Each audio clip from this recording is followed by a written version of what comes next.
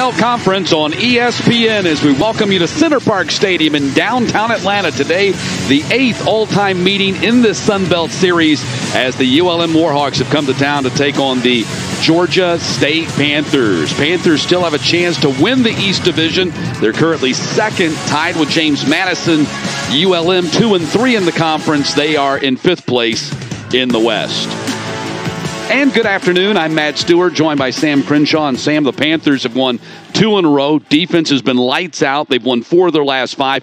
ULM coming off a big comeback win against Texas State last week. Panthers need 2 wins for bowl eligibility. The Warhawks need 3. You know what, Matt? For all that's gone wrong with these teams this season, things are going right coming into this game. Both teams coming in with a win. The question, which team can maintain the momentum and get the win today? Panthers have the number 5 rushing attack in FBS football. Rolled up 338 yards last week against Southern Miss.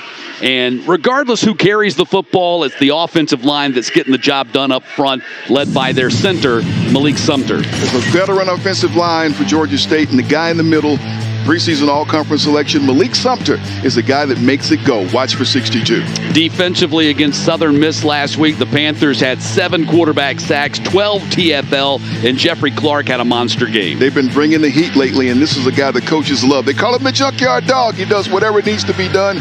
44, going to be a man trying to get to the quarterback today. ULM has a dangerous dual-threat quarterback in Chandler Rogers, who's number 1 in the conference in completion percentage. And he's coming off a great performance in the win over Texas State. The question, can the offensive line give him the time today? And defensively, if the Warhawks are going to slow down the Panthers' ground game, you figure that nose guard Caleb Thomas needs to have a big game. Yeah, they're going to need some stops up front, and they love this guy. C is for Caleb, and C is for consistency. That is what he has brought to the defensive front all season long. And it is the start of a doubleheader here on ESPN Plus for the Panthers today. Later on tonight at the Convocation Center, men's basketball as Georgia State plays host to Georgia Tech in the Midtown-downtown rivalry game. Currently 67 degrees here in downtown Atlanta under overcast skies. And the Warhawks will be receiving the opening kickoff from the Panthers. Michael Hayes has it teed up and ready to go.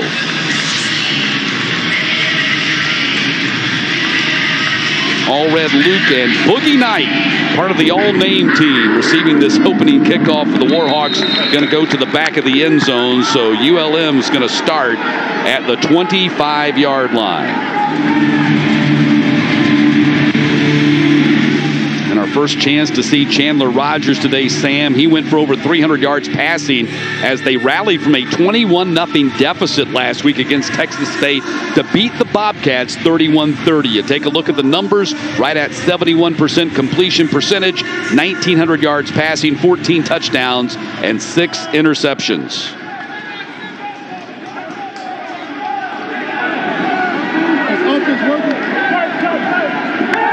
Play action, pass on the first play of the game, trying to get the ball to Jevin Brett. And it gets broken up by Quavian White. There's Quay White, number 20, making his statement early in the game, making his presence felt with that knockdown. So 2nd down and 10. Warhawks have one of the top wide receivers in their wide receiver core, Tyrone Howell. You figure if they have a win today, he's going to have a big game. They go into the middle again. That time they're going to Tyrone Howell. And again, the Panthers get a breakup from the other corner. This time is Jalen Jones. As Sam, we take a look at the impact players when the Warhawks are on offense. Warhawks on offense. We just mentioned Tyrone Howell, and they're trying to get the ball to him early. Watch them continue to do that. Shamar McCollum, the transfer from Wake Forest, has had tackles for loss the last 2 games. Watch for 17. So 3rd down and 10 from the 25-yard line. Twice now the Warhawks have opened this game trying to go with crossing routes. 3-6 overall, 0-5 on the road. They have not picked up a road victory this season. Trying to get one here today. On 3rd and 10, Rogers going to run, and Rogers is going to be close to the first down. And it looks like he stepped out of bounds beyond that 35-yard line, and that will move the sticks. There are a couple of people we talked about that got him. He got out of the grasp of Jeffrey Clark, who had the first shot at him, watch for 44, and he gets away from him right there. But here's McCollum going to track him down, but not before he gets first down yardage. And right off the bat, we see Chandler Rogers in that dual threat capability at quarterback. He can use his legs to pick up first downs. Spin move, being chased by the defense, throws and was hit as he throws, trying to go to the tight end, Zach Rasmussen there. Great pressure by the Panthers defense right on that play by Javon Dennis. Javon Dennis was coming off a big game last week. Back there putting the pressure on him, making him get rid of the ball quicker than he wants to, and that's what the Georgia State defense wants to bring. 2nd down and 10. Warhawks have attempted passes on 4 of their first 5 plays.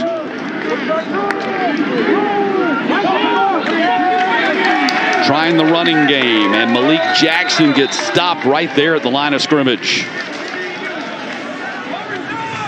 Might have actually lost a little bit on the play. There's Javon Dennis right there. Jeffrey Clark there as well up front. Nothing doing for the run game, at least not at this juncture of the game. Panthers defense held Southern Miss to 33 yards rushing last week in that 42-14 victory in Hattiesburg. It's 3rd down and 11.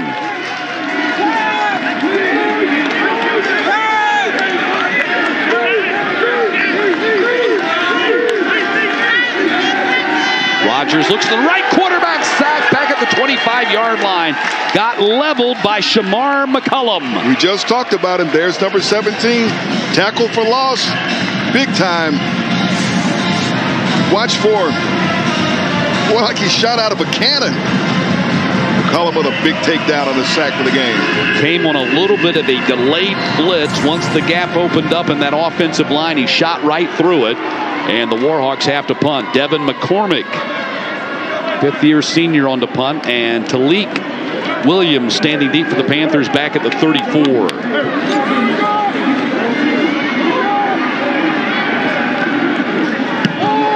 McCormick boots it out of there. Fair catch called for by Williams and made at the 32.5, and that's where the Panthers are going to go on offense for the first time today. Looking at the punt that hung up there, one thing when we talked with Coach Bowden this week, he said sometimes he has a habit of out taking the coverage.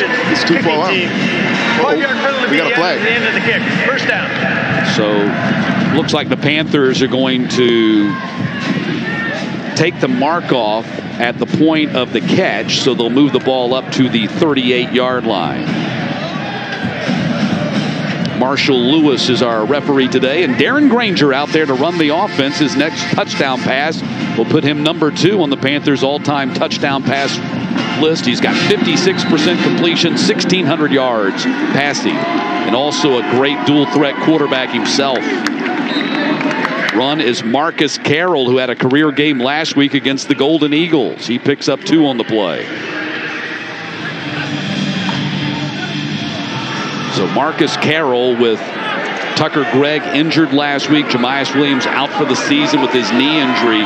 Had a big game in Hattiesburg. Pass is complete out here on the edge, going to Jakias Cradle. We'll take a look at the impact players when the Panthers have the ball. There you see Zach Woodard there.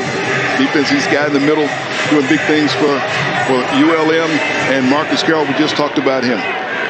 He's asserting himself in the running back role. Went for over 160 yards. So regardless of who the Panthers hand the ball off to, they're having success. That goes back to the offensive line that we highlighted. Although the Panthers' offensive line, a little bit of a shakeup, down 2 starters today.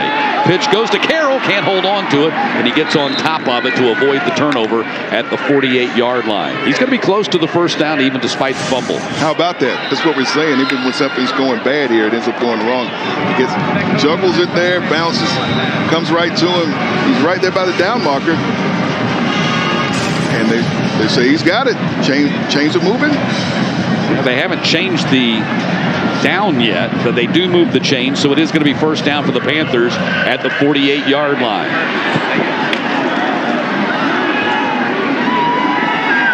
Granger looking and throwing and complete over here at the 37-yard line. Talik Williams down to the 30.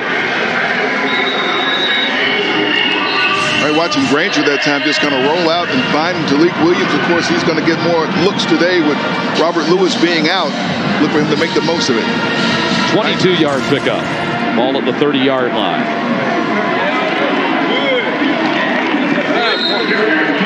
Marcus Carroll on the carry, gets back to the line of scrimmage. As we mentioned, Tucker Gregg nicked up a little bit since setting the all-time rushing record. Jamias Williams is done for the season, so we might see some KZ Adams and Antoine Lane today as well. Tucker Gregg is not listed as out for the game. He's just not starting today. Carroll lunges forward to the 24-yard line. And Sean Elliott, with a win today, will even up his record at 35-35 in his 6th season as the Panthers head coach and 7th overall.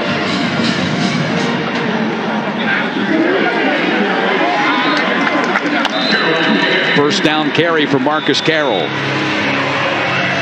Carroll says it's not heavy. Give it to me all you want today. Well, he knows he's going to be called on to do a bit more with Williams done for the season. Gets the first down. So 1st and 10 for the Panthers. Granger going for the end zone, and we might have some interference. No flag is dropped. Looked like there was clearly contact with the ball in the air as Granger was trying to go to cradle. And there is a flag down at the 1-yard line.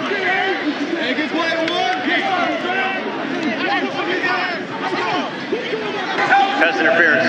Defense number 1. 15-yard penalty. Automatic first down. And there's the legendary Terry Bowden, the head coach of ULM, in his 2nd season with the Warhawks and his 27th season overall. 182 victories. It all started with the Auburn Tigers 30 years ago.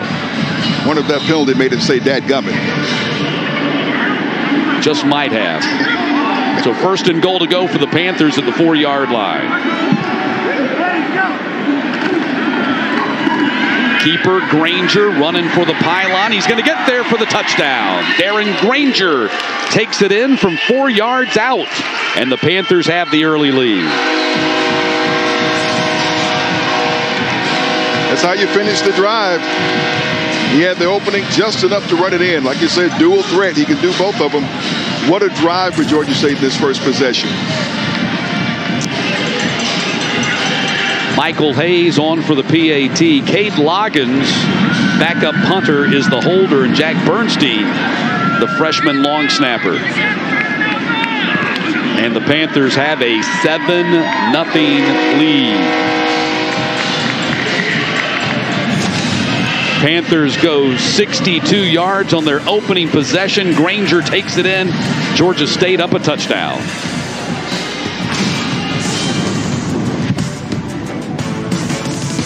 Experience the ACC Big Ten Challenge. Begins Wednesday at 7:15 on ESPN. Are you ready for football to get down to the nitty-gritty? Or whatever this is? Are you standing up, breaking down, and staying hyped for football? Good. Then you're ready. It's a beautiful time for basketball. I go through the pain like Giannis. Where freaks challenge kings. You know I'm dunking on his balls like a bronze. We in the rack with the rolls in. And dynasties old and new collide. Steph Curry, I'm a warrior, shots, yeah. Lakers Bucks in a special all-cast with Stephen A. Part of a doubleheader. Friday on ESPN. It's NBA on ESPN time. True story. If you want to stand out, you have to cross enemy lines. Ohio State, Duke, North Carolina, Indiana. Experience the ACC Big Ten Challenge. Begins Wednesday at 7:15 on ESPN. What did you expect? Did you think you could relax?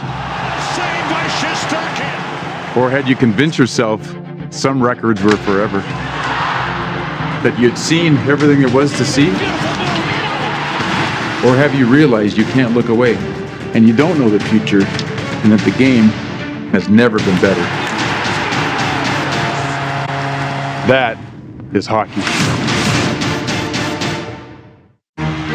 Are you ready for football to get down to the nitty-gritty? Or whatever this is? Are you making plans for football? Flying for football? Flexing for football? And brushing up on your Spanish for football? Tu defensa es basura. Eso. Are you standing up, breaking down, and staying hyped for football? Good. Then you're ready. Take their opening possession and march it down the field for the early score and a 7-0 lead for the Panthers here in Atlanta. 8th all-time meeting. Panthers lead the series 4-3. They've won 4 of the last 5, averaging 50 points per game in the series that dates back to 2013 and last year in Monroe. Panthers a 55-21 win as Darren Granger threw 4 touchdown passes, Sam. That was a big win on the road for the Panthers last year. And you wonder now, you want to see what the ULM team can do to respond on this next possession. And Hayes with the kickoff. It's going to sail over the head of the return man, Luke.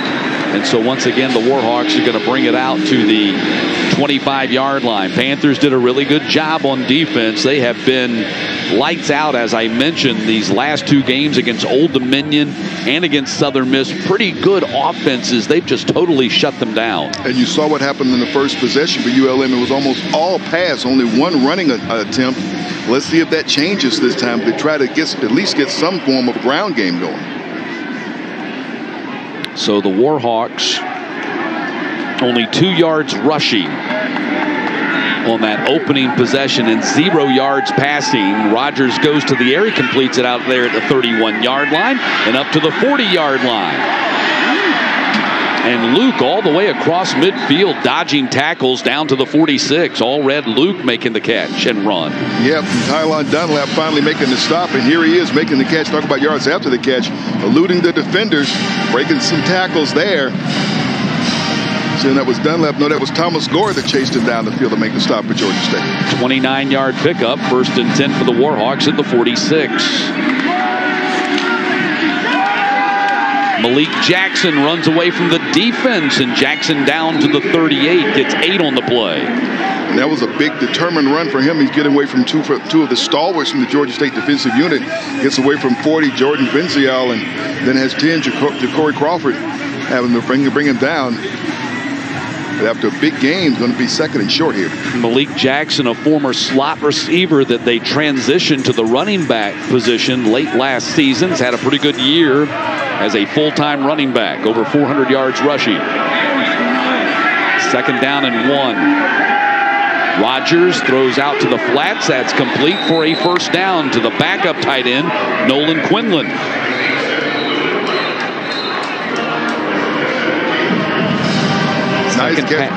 Nice catch by Quinlan, and it moves the chains, a 1st down. ULM's had their troubles in the 1st quarter. That included last week. They were down 21-0 in the 1st quarter to the Bobcats before coming back and winning 31-30. Rogers going up top near side, and going to be a pass interference call against the Panthers as Quavian White had Tyrone Howell locked up with the ball in the air. Pass interference, defense, number 20, 15-yard penalty, automatic 1st down. And that is not a popular call at all right now, with Coach Elliott or any of the crowd here.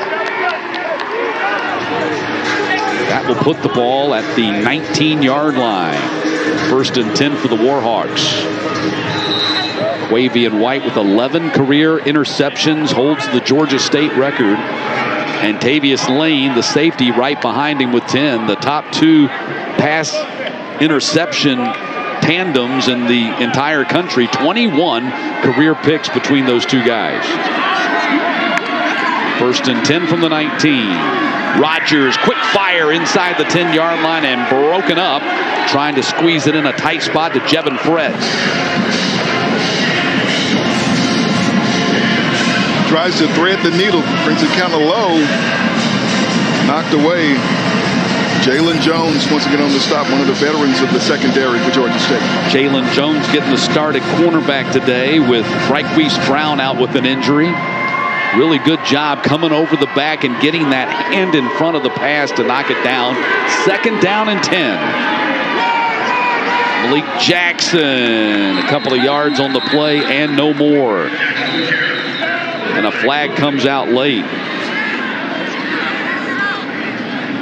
It was away from the ball, other side of the field here.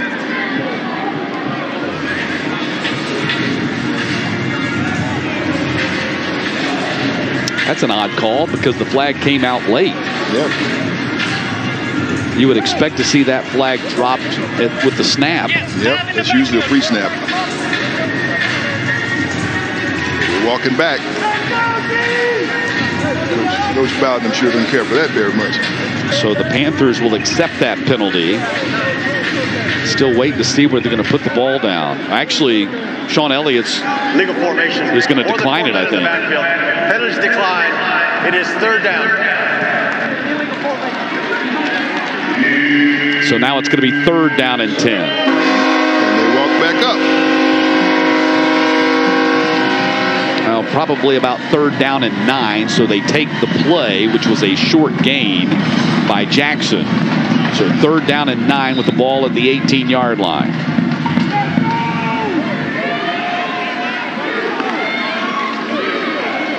Warhawks 40%, right in the middle there in the Sun Belt Conference, 6th in the conference in 3rd downs conversions on offense this season. Rodgers got protection, open man inside the 15-yard line and down to the 9, and a flag out after the catch is made by Jackson, the running back. The flag came in late in the play.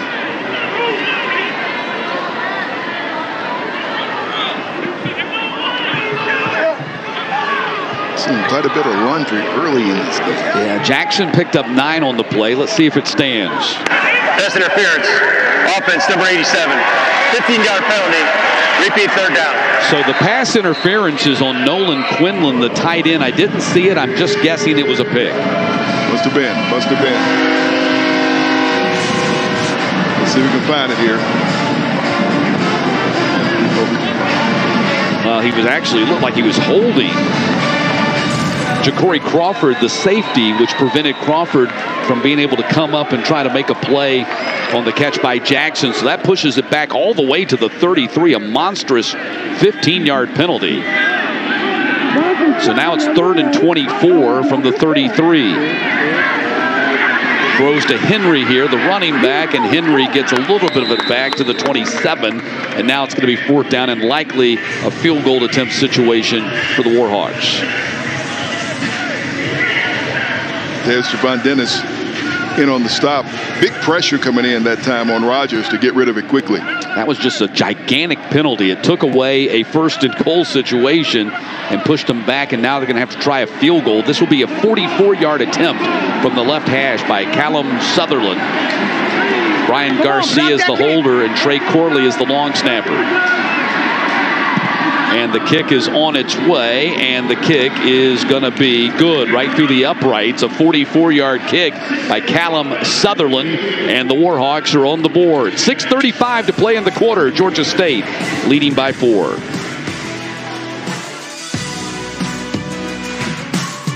On an urgent Fansville. Hurry! It's almost kickoff. I am. Oh, they logged me out!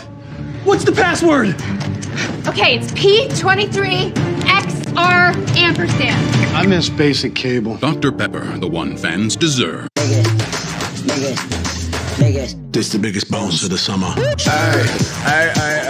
If you come in and come down, play. If you feel too shy, then watch for me. Watch for me. Shake it. This the biggest bounce of the summer. If you ain't coming, that's a bummer. Watch for me.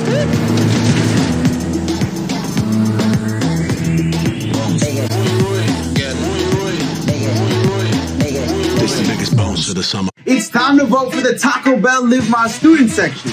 Choose the winning section and you get a free Taco Bell Crunchy Taco. Download the app, sign up for Taco Bell Rewards, and vote now. Let's go! When adventure calls, take the road less traveled. Wow, it's bumpy back here. Who are you? I'm from Edmonds. People come to us first to buy or sell their cars. Like, say you want an SUV, but don't want to drive it into the Grand Canyon. We'll help you find a model that fits how you actually drive. You've never put up a tent before, have you? Oh, we have no idea what we're doing. Yeah, we're actors. Car shoppers go to Edmunds first. We drive it like it is.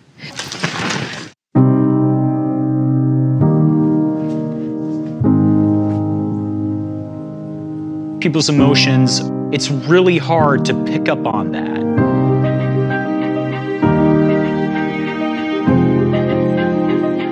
Check this out. It changes every time your expression changes. Do a mad face.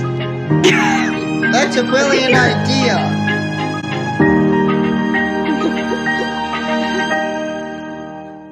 Lakers Bucks in a special all-cast with Stephen A. Part of a doubleheader Friday.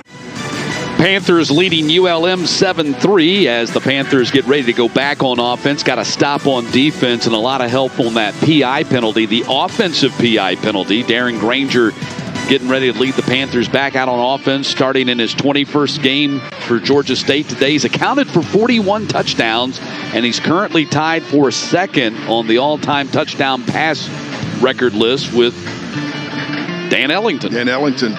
And that's amazing because when you think about the way he had to really work on his passing game, he could execute the offense with the run, really worked extensively on that pass game last year and earlier this season in the offseason to get to where you see him right now. Kickoff is going to go into the end zone, so the Panthers will take the ball at the 25-yard line, and offensive coordinator Trent McKnight felt like they needed to get a little bit better on the deep routes. They were hitting them earlier. Felt like they fell off a little bit the last week or so on the deep routes, and that's one of the things that's kind of been a point of emphasis for the offense this week in practice. You get to try it this week, though. You got Robert Lewis out. It seemed like they want to go to Jakai's cradle. They've already completed one to him, and that would be big. You see the numbers there. Of course, Dan Ellington is the running backs coach for the Panthers with 34 career touchdown passes, as has Granger Arbuckle way out there in front. Playing in the Canadian Football League, had 51 career touchdown passes, threw a lot of them to Robert Davis. We're going to talk to him coming up at halftime. Speaking of the deep ball, it's caught at the 35-yard line. Right on cue, Jamari Thrash with the catch over the shoulder. And when you have a vertical attempt, the vertical attack for the Georgia State offense, he looks for number 2. He's got some time. You get one-on-one coverage, that's what he's going to do. Nice catch over the shoulder. Right in front of Deuce Mayberry. 1st and 10 for the Panthers at the 26-yard line. That one goes for 49 yards. Granger goes to the other side. Man out there. Looks like there's contact. And incomplete. Trying to go to Cradle. And Tillery, the other cornerback on the coverage, no flag dropped. It seemed like they want to really test that secondary this time around. Remember, the first possession was strictly almost all on the ground with Carroll. You got Tucker Gregg in at running back now, but the first 2 plays in this possession have been through the air. Gregg, the all-time leading rusher in Panthers history, also just 1 touchdown away from tying Albert Lewis for the all-time touchdown record. Already has the rushing touchdown record. Nicked up and limited last week against Southern Miss. Running option. Gregg's going to catch it, and he's going to go down at the 27-yard line. Good defense right there by the Warhawks. They were ready for the option play. That was Quay Drake making the tackle. Number 10, Quay Drake right there and waiting for Tucker Gregg, and was able to get the takedown. Not much happening that time. Next touchdown will tie Albert Wilson's 26 touchdowns all time. 3rd down and 10.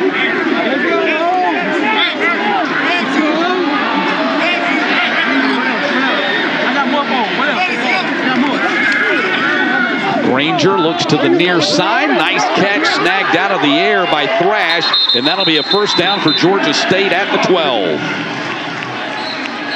Granger looks for number 2, and he finds him. Got just enough time. Great pass protection. We talk about the protection for the run game, blocking for running. Great pass protection here, and then a little juke step there. Picks up a few more yards. 1st down. 14-yard pickup. Granger, quick fire out to the edge.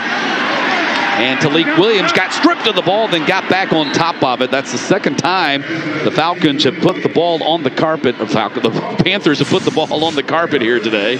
And the Falcons do it a lot, too. Yeah, the Panthers have recovered both of them. Yep. Just happened to be sitting right there. He's able to get it back. Like I said, Williams going to get more looks and more attempts today with Robert Lewis being out. Seeking to make the most of that time. 2nd down and 2 from the 4-yard line after the catch and run by Talik Jackson.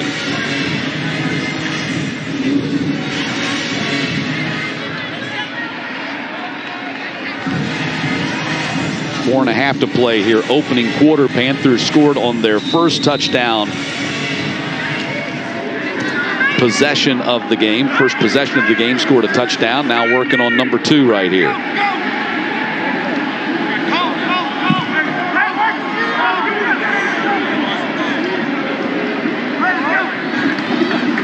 Tucker Gregg right up the middle. Not going to be able to get there. Going to be close to the first down, however. Should be very close. Depends upon where they spot that. It's going to be 3rd down and short for Georgia State.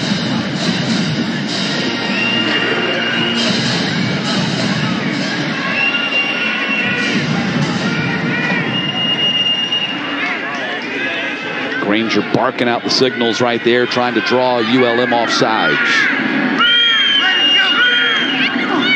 Ball goes to Gregg again. He's going to lunge into the end zone for the touchdown. Career touchdown number 26 for Tucker Gregg, and the Panthers have a 13-3 lead. You want to finish it in the red zone, and here he is just finding a way right there by Malik Sumter. We talked about him at the beginning being the man in the middle for that offensive line. 26 knows where to go. 26 follows 62 into the end zone. So Hayes on for the PAT. Georgia State, 2 possessions, 2 touchdowns. A 62 and now a 75-yard drive as Hayes chips it in, and a 14-3 lead for Georgia State. Been a strong first quarter for the Panthers. They lead by 11, looking for win number 5 on the season.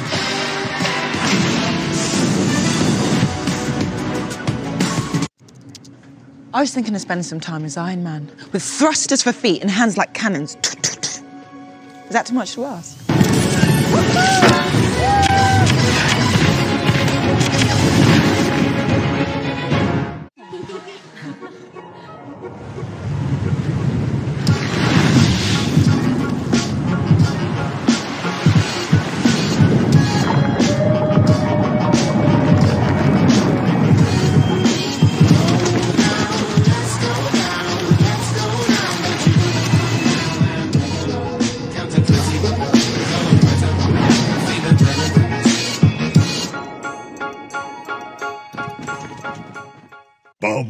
Holidays are here, Lowe's fabric gear, overalls for shears, underwear for rear, socks that last years and years. Who wouldn't want gifts from Duluth Trading? 2 Yuletide right, make can-do spirits bright. Only at Duluth Trading. My dad was a hard worker. He used to do side jobs, installing windows, charging something like $100 a window when other guys were charging $400 to $500. He just didn't want to do that. He was proud of the price he was charging. My dad instilled in me, always put the people before the money. Be proud of offering a good product at a fair price. I think he'd be extremely proud of me. Yeah.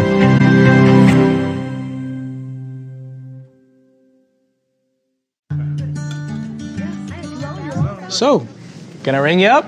We'll take it. You've waited all year for Black Friday. Unbelievable discounts, hot buys up to 50% off. This week only Black Friday doorbusters, plus 60-month special financing only at Ashley.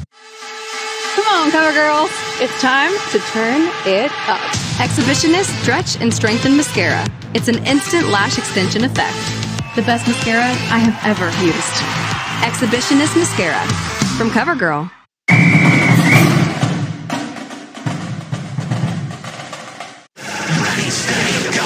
Oilers. McDavid will take it to the net. Wild. Handed it back. Kaprizov scores. A battle of superstars. That is hockey. Thursday on ESPN+. True story. If you want to stand out, you have to cross enemy lines. Ohio State, Duke, North Carolina, Indiana.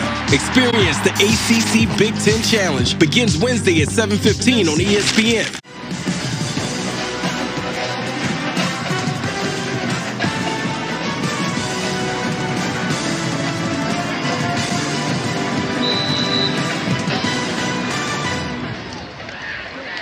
Blackout Saturday.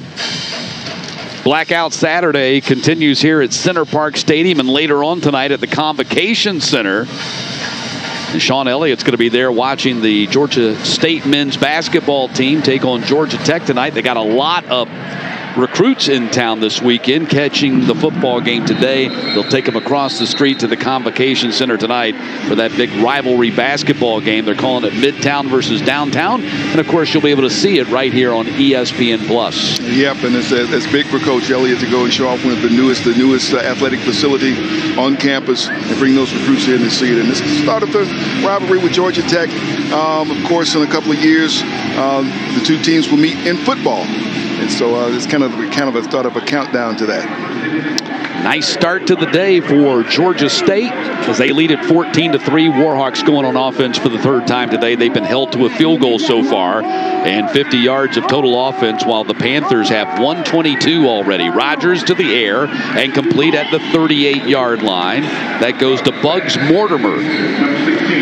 Warhawks got a couple of candidates for that all-name team. You got Boogie Knight and you got Bugs Mortimer, wide receiver. He hung on to it because he got hit by Tavius Lane. He put a big hit on him, but he holds on to it after the catch, and it's a first down for the Warhawks. 13-yard pickup. First and 10 for the Warhawks at the 39-yard line.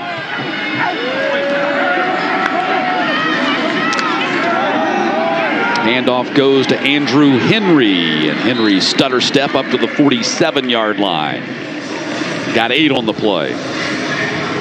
Nice smart running by Henry. Waited and waited on the delay handoff there. Had some openings and a big pickup. Brings up second down and 2. Warhawks with 5 first downs to the Panthers 7 so far. Panthers see something on offense First they don't like. Timeout, Georgia State. This will be a 30-second timeout. And the Panthers use their first timeout with second down and 2 coming up. Panthers going for bowl eligibility for a record 4th consecutive year under head coach Sean Elliott. And the Panthers still have an opportunity, as slight as it may be, to win the East Division. The slight part of it is that Coastal has already beaten them, so they can't finish tied with the Chanticleers. But if the Panthers were to win out and Coastal was to lose out, the Panthers could get in there and win the East. They're doing it the hard way. They really are. But that's the way it's been for this team the last couple of years. Really tough pre-conference schedule. They get some things corrected around midseason, and now they got some momentum going.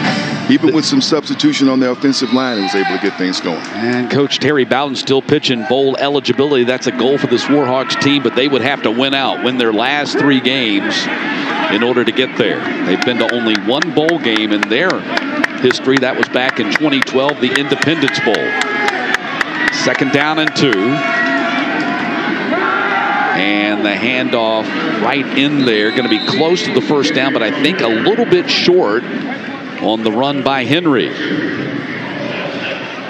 You talk about Coach Bowden. You talked about having that win and morale and how big morale is. So, yeah, he's still talking up positive things for the future for this team. Yeah, they had lost 4 in a row until their comeback win against Texas State. And Henry's going to take a big loss back at the 40-yard line.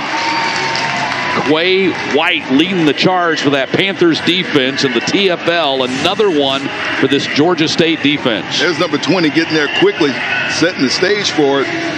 And Dennis cleaning things up with the finish. Big TFL. What a super job Nate Fuquay, the defensive coordinator for the Panthers, has done with this team.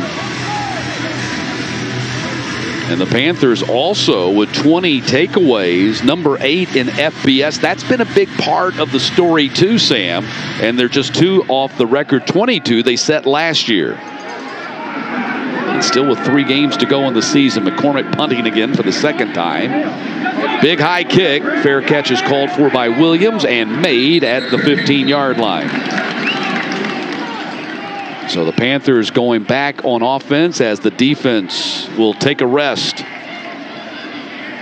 42-yard kick by McCormick. You see the Panthers allowed only 59 yards rushing and 485 total yards in the last 2 games combined. That's a single game number for a lot of teams. They've done that against ODU and Southern Miss, the Monarchs here, and the Golden Eagles out in Hattiesburg. Put together another good resume today. Only 68 total yards given up here in the first quarter. 53 pass and 15 rush. Pass is complete to Thrash, and Thrash makes his 3rd catch of the game. Gets it out there. Thrash makes the catch. Tries to get some yards after the catch, but number 1, Deuce Mayberry, got a hold of him, wouldn't let go. 2nd down and 8. 60 seconds to play in the opening quarter. Then all Panthers pretty much. Granger on a play action, being flushed out of the pocket. Throwing on the run, trying to get it to Thrash at the 23, incomplete. It'll be 3rd down. And we got a late flag here.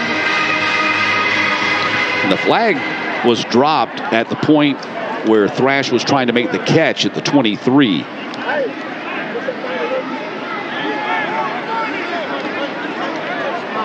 Illegal touching, offense. The receiver went out of bounds and was first to touch a forward pass. Penalties lost it down to the previous spot. 3rd down. So now it will be 3rd down. So 3rd down and 8 coming up. So Thrash stepped out of bounds, came back in. That's a no-no. Yeah, you see that on the replay. Watch it here. Throws the ball to him, and actually 1 foot's out of bounds there.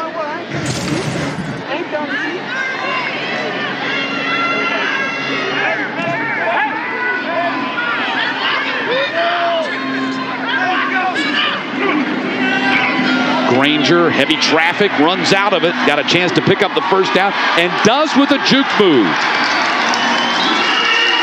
Acted as if he was going to slide and did a move and picks up the 1st down at the 30-yard line. Granger showing what you can do. He doesn't find a receiver, sees an opening. He can run and get it. Makes the fake there and fights off another defender and falls forward to get that 1st down. 12-yard pickup, 1st and 10 for the Panthers at the 29.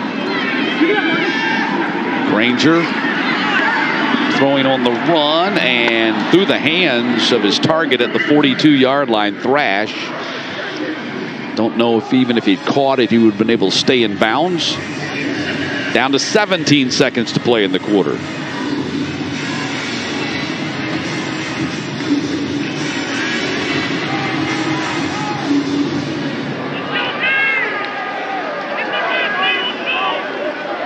Panthers with 8 first downs in the first quarter. Hit in the backfield and dropped for a loss. And that is the redshirt freshman defensive end, Kennard Snyder, with the TFL. He all over that play right from the very snap. Number 12 was back there quickly for the takedown on Carroll. Snyder, who has played very well for them over the last couple of weeks with the TFL to end the first quarter. It'll be 3rd down and long for the Panthers when we get back and start the second. But so far, Panthers in control. They lead the Warhawks 14-3.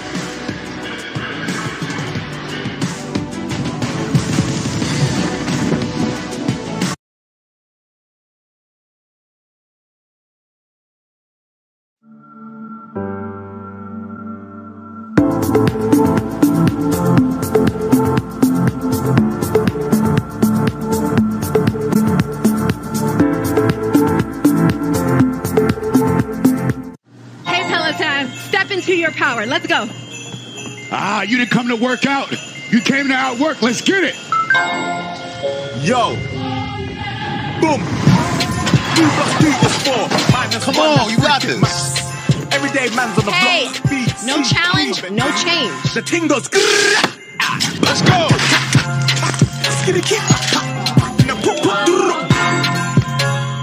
Get up to $300 off accessories. Terms apply. It's a beautiful time for basketball, where freaks challenge kings and dynasties old and new collide. Lakers Bucks in a special all-cast with Stephen A., part of a doubleheader, Friday on ESPN.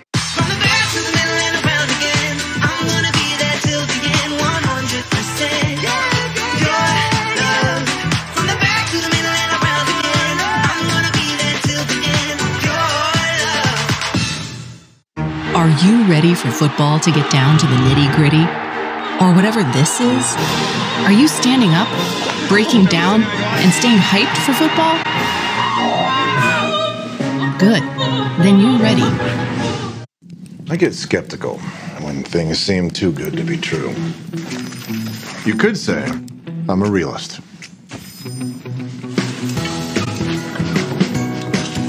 Take Rakuten. Now, how do they give shoppers cash back on top of deals at their favorite stores?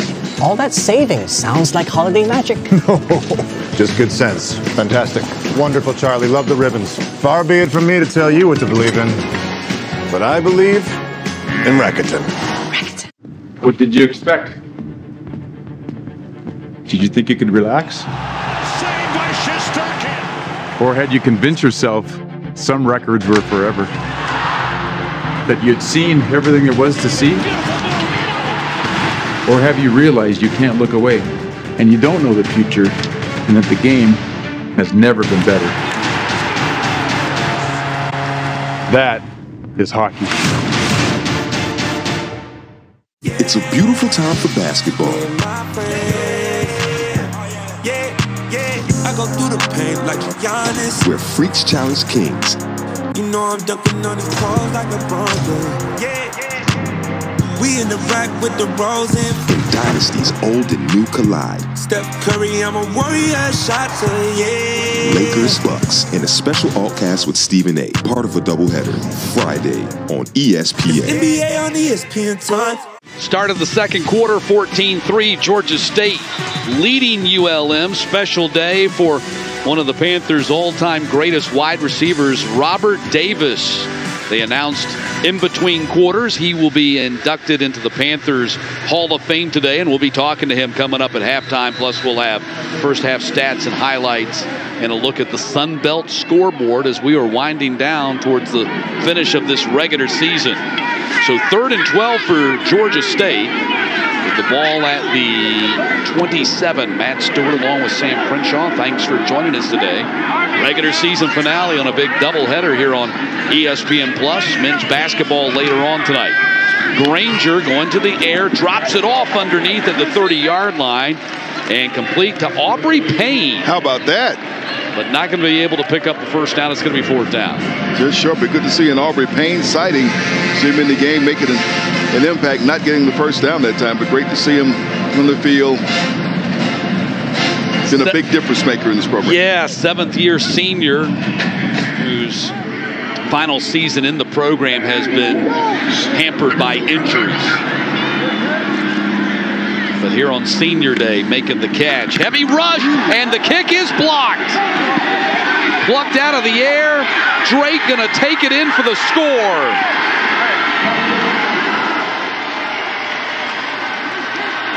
Quay Drake with the punt return touchdown after the block kick. What a time for that to rear his head for Georgia State. It's been a problem for Georgia State this season from time to time. The Warhawks, let's give them credit. They knew that it had been something that's been a problem for Georgia State. And not only do they get the block, but they get the touchdown too. Warhawks with a big special teams play to maybe swing momentum in this game in the opening minute of the second quarter. The punt was blocked by Nick Torres and fielded in the air by Quay Drake. A 23-yard punt return touchdown by Drake. And the kick is up and good, and just like that, Sam, ULM is in the game. They are in the game. Here's another look at it, and there's the block. And presence of mind to locate it and catch it and haul it in for the score.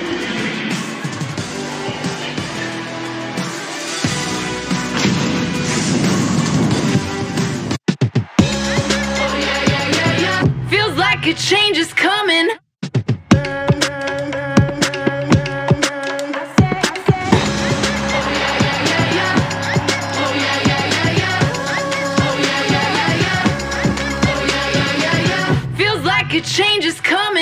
Experience the ACC Big Ten Challenge begins Wednesday at 7:15 on ESPN.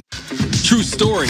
If you want to stand out, you have to cross enemy lines. Ohio State, Duke, North Carolina, Indiana. Experience the ACC Big Ten Challenge begins Wednesday at 7:15 on ESPN.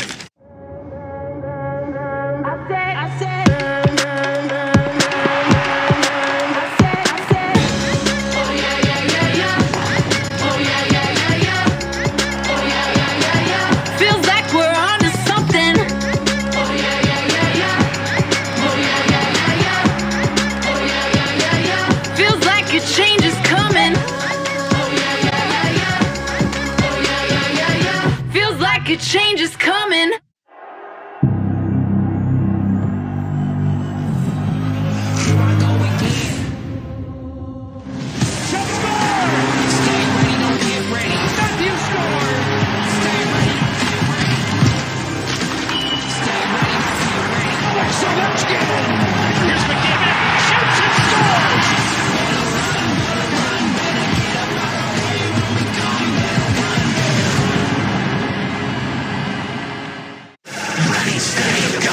Oilers. McDavid, he'll take it to the net. Wild. Handed it back. Kaprizov score! A battle of superstars. That is hockey. Thursday on ESPN+. Lakers Bucks in a special altcast with Stephen A. Part of a doubleheader. Friday.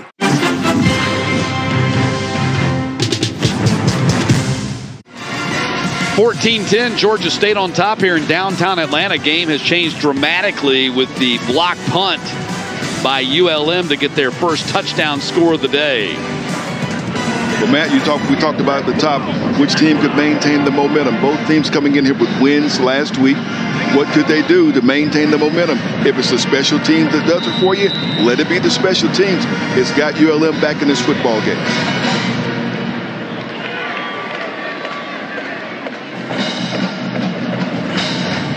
So Sutherland has it teed up and ready to kick off.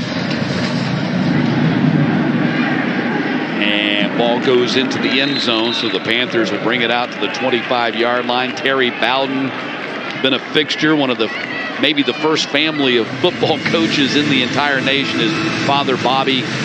You see Terry Bowden among active coaches, right behind Willie Fritz, who's done a fabulous job at Tulane this really has. He has a tremendous job. But that's a look at Coach Bowden.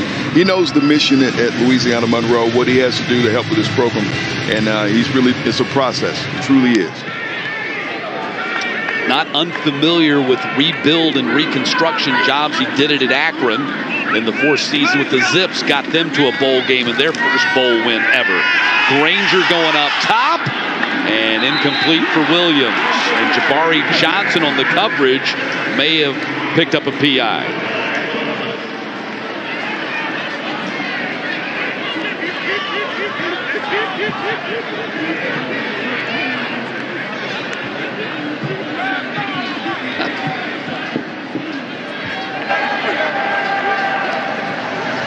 There's no follow the play.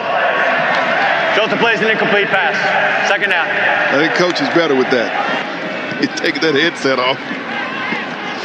Terry Bowden, what you would call a positive energy kind of coach. He said the last month of the season, he's practically had his pom-poms with him, trying to encourage and pick up his team while they were in the midst of that month-long losing streak.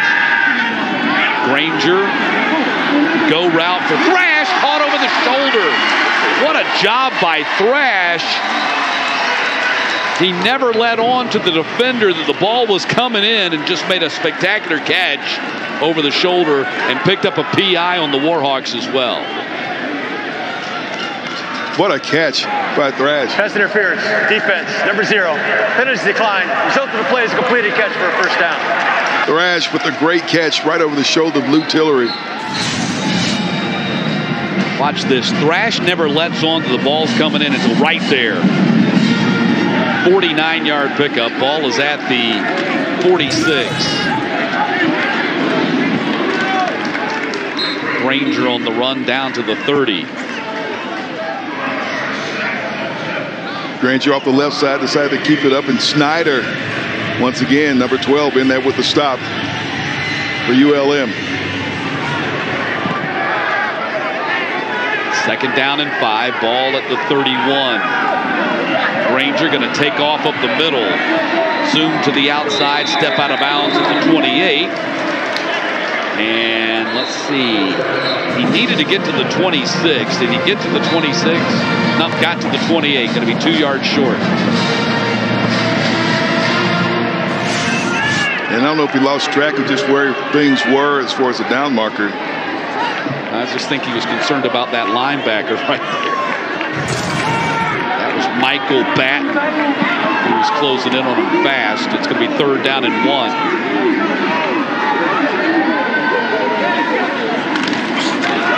Tucker Gregg, first down. Blew up his own offensive lineman, 2 on the run. Gregg comes in and makes it happen and moves the sticks. Batten in on the stop that time. That was Mason Cook, number 68, out there, who's getting some run here today with the Panthers down 2 starters on the offensive line.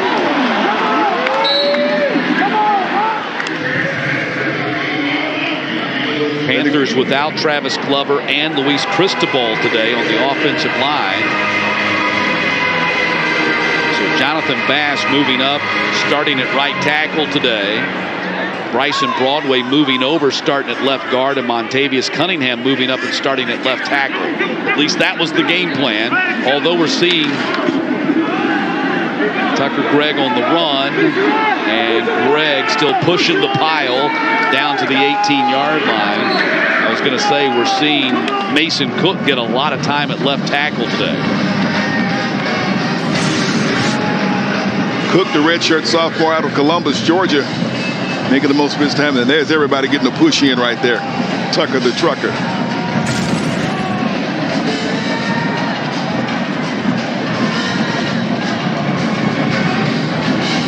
Gregg 5 carries, 13 yards so far. 3rd down and 4 for the Panthers.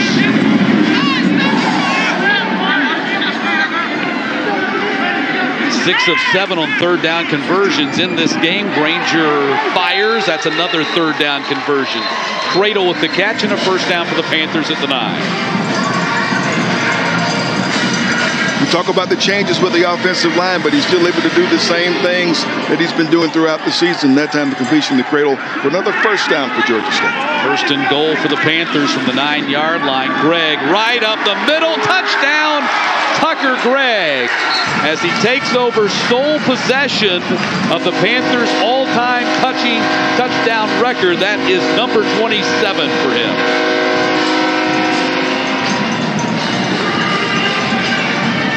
You want to finish the drive right, you go to 26, and he's not going to be denied the end zone this time.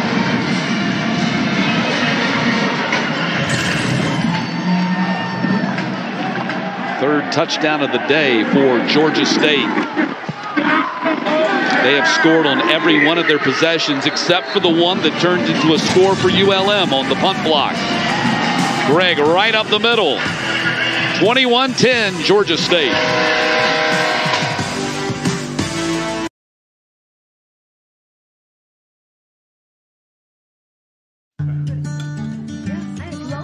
So, can I ring you up?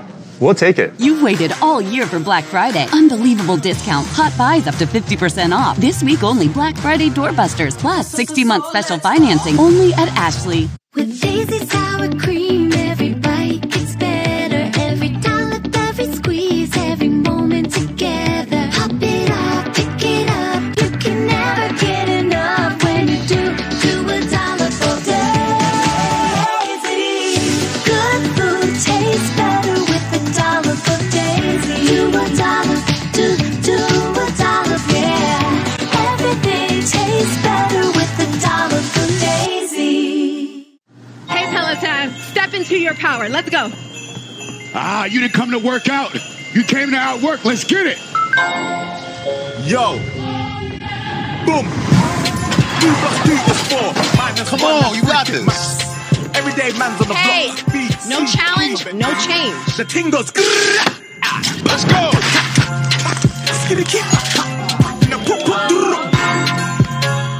Get up to $300 off accessories. Terms apply. Poshmark is the perfect side hustle. I started before getting my job and having kids, and there's so much I can sell. Whether it's my closet, my kids' closets, bags, accessories, and even electronics. It's so easy. I can list an item in 60 seconds or less. I buy a ton of stuff too. I think of it as a revolving closet of options for every season. Shop Poshmark on November 27th for Secondhand Sunday.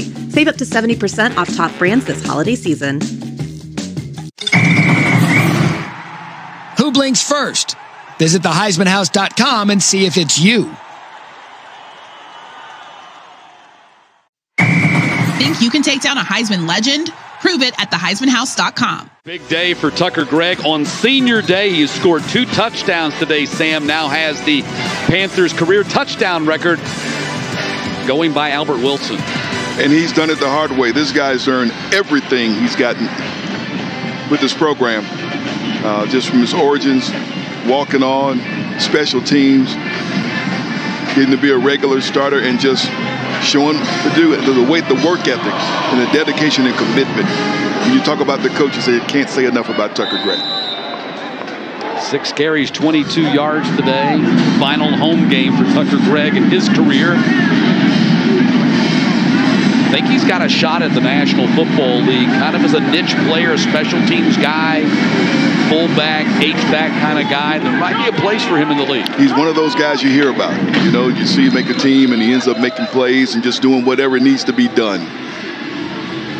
Curious to see if he gets a chance. Coach Sean Elliott compared him to Patrick DeMarco, a player he coached at South Carolina who went on to play 10 years in the National Football League, kind of in the same role that Tucker Gregg now has in the Panthers program. That's it, and he really shaped up as he could be that type of player going to the next level. First things first, though, 3 games left in the regular season, and for the Panthers, hopefully a bowl. They need to win here today, then win once at least over the last 2 games on the road, James Madison and Marshall. Rodgers goes to the air, runs into the umpire, incomplete. And Tavius Lane getting an assist from the umpire right there on the attempted pass to Howell. Trying to go to Howell, and once again, watch for number 20. Knocking it down. Taking out the umpire there as well. Yeah, Stanford Jackson helped out on the pass coverage that time. 2nd down and 10. Umpire got a tough job. Got to have a head on the swivel if you're going to be the umpire, right? Very much. You're right there with the linebackers in the secondary.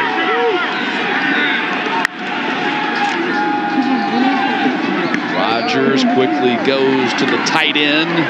Rasmussen gets a couple of yards on the play, going to bring up 3rd down.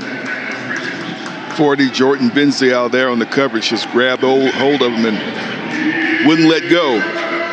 Georgia State brings up 3rd down. First catch of the game for Rasmussen, and the second by the tight end. You see Jordan Benzial with 3 fumble recoveries this season. That's tied, or second in the NCAA FBS. Has 5 career fumble recoveries to top all Panthers players all time. 3rd down and 6. First down catch at the 38, and Howell gets twisted to the ground by Lane at the 47-yard line. Looks like he might have gotten shaken up a little bit on the play. He's going to stay in. Great catch by Howell. It makes the yards. Boy, what a takedown right here. Give you whiplash. 1st and 10 for the Warhawks at the 47, 18-yard pickup for Howell. 41 catches for 705 and 6 touchdowns this season. Oh my goodness, what a hit. As Malik Jackson got driven backwards by Jamil Muhammad. Number 9's been doing that this season. Talk about a guy who really is a weight room leader. You know, the guy's a leader at practice field. He's great at the practice field, but he's the guy in the weight room who does so much with the Georgia State team. 6'2", 245, 4th-year junior who came to the Panthers from Vanderbilt, where he signed as a quarterback, coming out of Madison, Alabama, Clemens High School.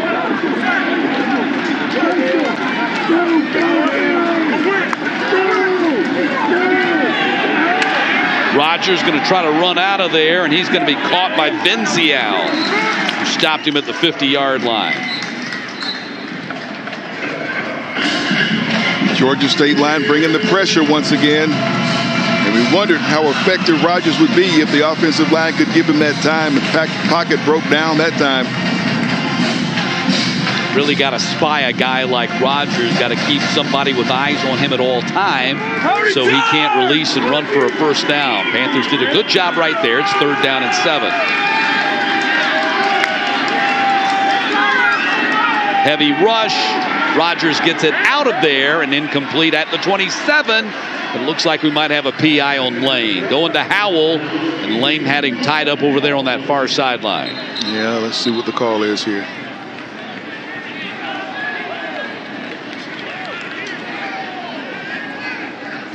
Pass interference. Number 20, 15-yard penalty. Automatic first down. So that bells out the Warhawks a little bit. They were facing 3rd down and long. And that'll give ULM a first down at the 35. That's Quay White. They get tangled up there. And White holds his hands up, said, I didn't touch him. That was Quay White. Lane was not in the picture until late.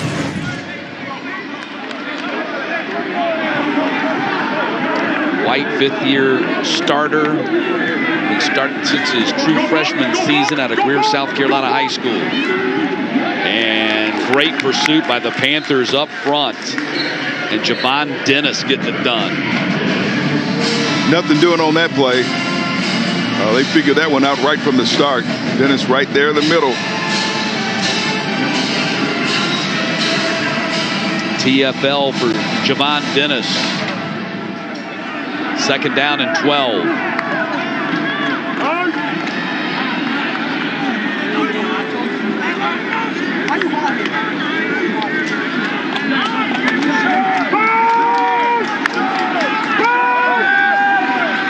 Quick fire to the sideline. Howell, great catch at the 20-yard line. Tackle by Jalen Tate, but that's a good catch by Howell for the first down. Goes for 17. Great call and got there just before the defender. Howell is the guy they have to go to through the air. One of the, the top receiver on this team. And he's making his presence felt. Has him now down on the 20-yard line. And let's see what the Warhawks can do to try to finish off this drive. Second catch for Howell. You see Rogers, 71% completion rate. He's only 54% so far today. Handoff goes to Henry. Runs right into the defense. Terrell Gordon, who's starting in place of the injured John Trey Hunter, making the tackle. 15 there in on that stop. Bringing up 2nd down.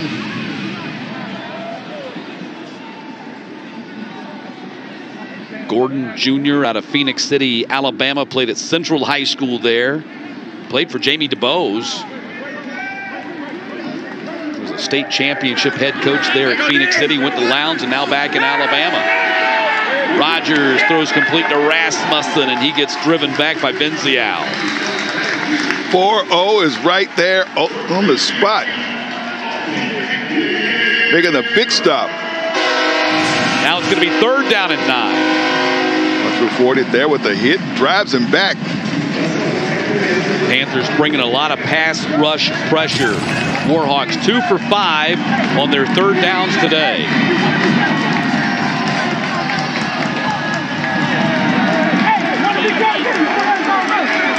Let's go, dude. Panthers have given up 92 yards in the air so far. Only 17 on the ground. Lots of time for Rogers. Throws to the end zone and broken up. Trying to go to Al Red Luke right there, and Quay White on the coverage. Looking at Rogers, that pass maybe just a little low. But also getting the hand there to knock it away. Yeah, I think you get an official PBU on that because he's got his hands on it, didn't Yep. he? Nice play by Quay White. Quay White playing his last game here. 36-yard field goal attempt for Sutherland right here. Just off the right hash. Kick is on its way, and the kick is going to be good. A 36-yard field goal by Sutherland. He had a 44-yarder earlier, and ULM cuts into the Georgia State lead. It's 21-13.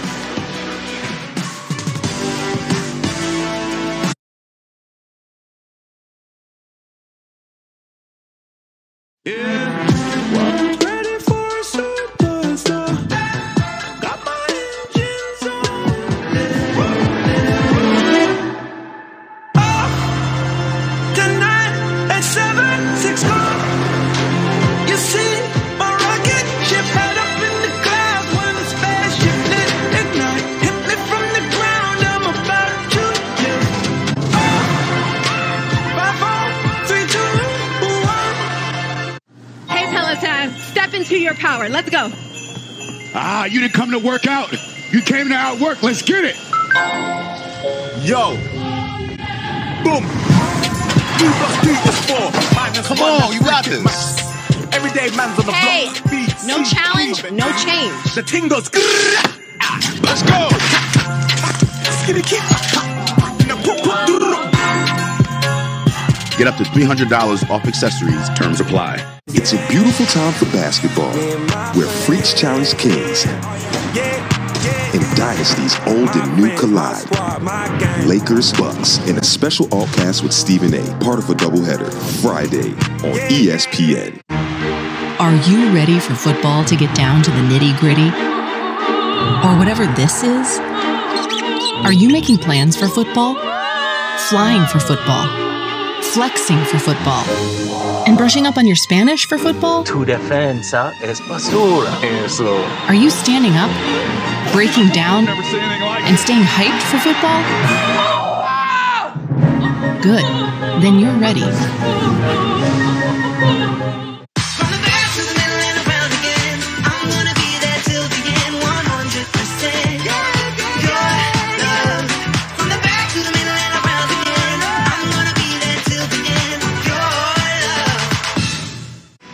(21-13) the lead for the Panthers on an overcast Saturday here in downtown Atlanta. Under 6 minutes to play in the second quarter. 36-yard field goal by Sutherland, capping an 11-play, 56-yard drive. And the Warhawks down 8 to the Panthers as Georgia State gets ready to go back on offense.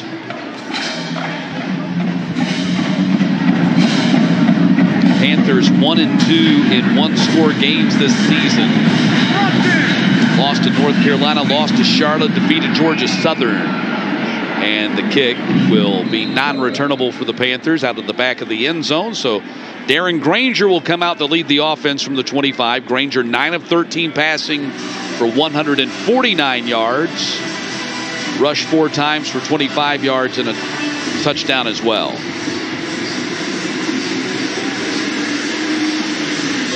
Granger also moving up the career rushing charts. He's currently 7th on the all-time rushing chart for the Panthers. Got Marcus Carroll back in there with him at running back.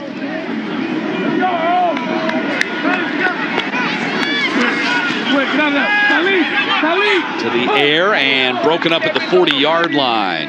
Trying to go to Tyleek Williams and broken up by Keedron Callaghan, the Cat safety. Here's another look, throws it out there. Callaghan's right there. A little bit of a wounded duck going out there.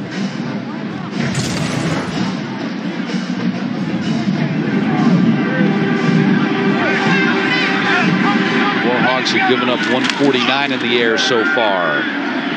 And Carroll spins forward. He gets about 4 on the play, up to the 29-yard line.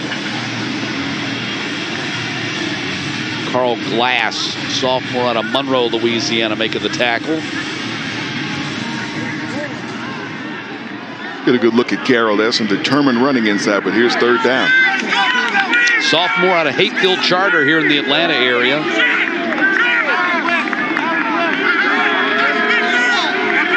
Last week when he went for over 100, 160 plus, became the 4th Panthers rusher this year with a 100 plus game.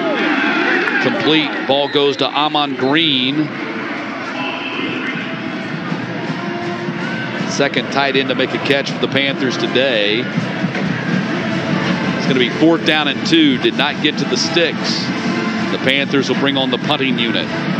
Green looked like he may have been really close to the first down markers, trying to take a couple of steps back, try to get more yards. It will be 4th down. Last time Hayes tried to punt, had it blocked, and returned for a touchdown by Quay Drake.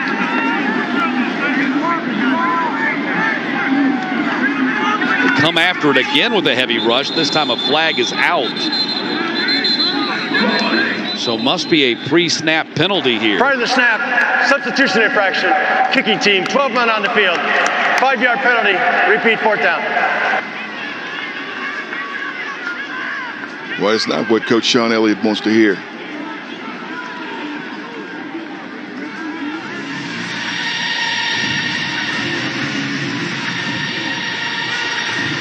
Warhawks have been aggressive coming after the punt today. There you see Howell standing deep. He's got his feet planted on the 33. So Panthers will try again. And Hayes now stands at his 13 to take the snap.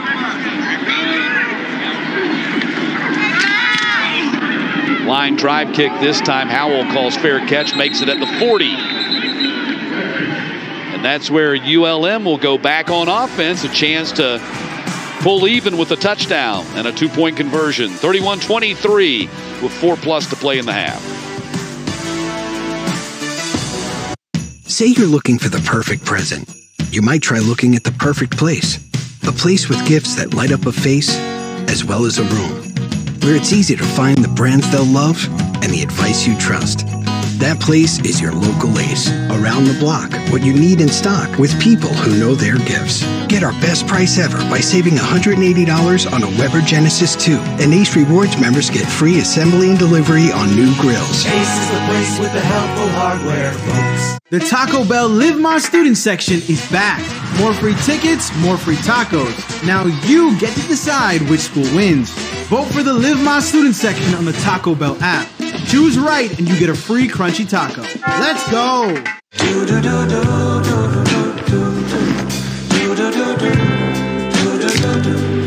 I've got that blue sky. I've got that sunshine.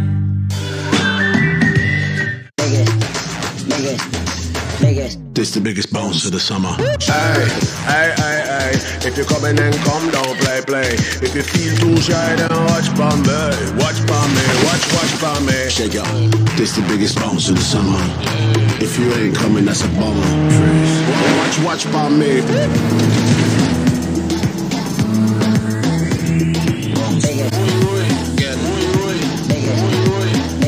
This the biggest bounce of the summer.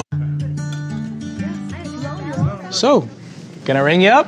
We'll take it. You've waited all year for Black Friday. Unbelievable discounts, hot buys up to 50% off. This week only Black Friday doorbusters, plus 60-month special financing only at Ashley. The Venture X card from Capital One gives you premium travel benefits, like 2 times miles on every purchase. The noise canceling. You're being too loud. Thank you. Good choice. Oh, my lucky number. Earn 5 times miles on flights. Enjoy your stay. Going up? And 10 times miles on hotels through Capital One Travel. Plus, get access to over 1,300 airport lounges. White wine, please. And maybe see the one and only Taylor Swift. Capital One, what's in your wallet? So where do you think this pressure's coming from? Everyone. Don't look at me. I'm just here for the mints.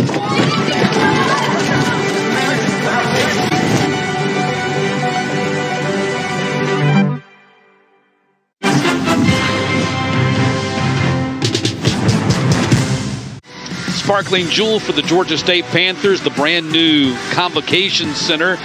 And we are less than 5 hours away from tip time. You see the Panthers in there going through their shoot around, getting ready for the Georgia Tech Yellow Jackets, 7 o'clock tonight on ESPN Plus, part of the Blackout doubleheader Saturday. Panthers football team trying to take care of the first half of that doubleheader, leading ULM 21-13, with the Panthers back on defense. 4 minutes to play here in the first half. Convocation Center is a fantastic structure. Going to have commencement, conferences, concerts. So much is going to happen in that place. 2nd down and 5. The Panthers won their first game in the Convocation Center earlier this week. Season opening victory over Coastal Georgia. Stakes a little bit higher tonight. Just a bit. Just the rivals from Midtown coming downtown to play the Panthers. Rodgers eludes the rush. Great catch at the 20-yard line. Wow, what a super play by Boogie Knight. And we talked about Rodgers and the need to have some contain on him and keep him within the pocket, because when he moves, he can make some things happen. Steps up and hits his receiver in stride. Great catch. 1st and 10 for the Warhawks at the 18-yard line. Quick pass to the end zone, and Howell got a hand on it. Couldn't bring it in. There was a flag drop, so I think that was a free play for the Warhawks offensively. Offside. Defense, number 17, in the neutral zone at the snap. 5-yard penalty. Repeat, 1st down. So McCullum with the infraction, and Rodgers trying to take advantage of the free play right there. Look at that. Tried to bring it in with one hand. A good job by Jalen Jones, too, to swat that thing away, because that play counted. Had they completed the pass, they could have taken that. Instead, they take the penalty, and it's 1st and 5.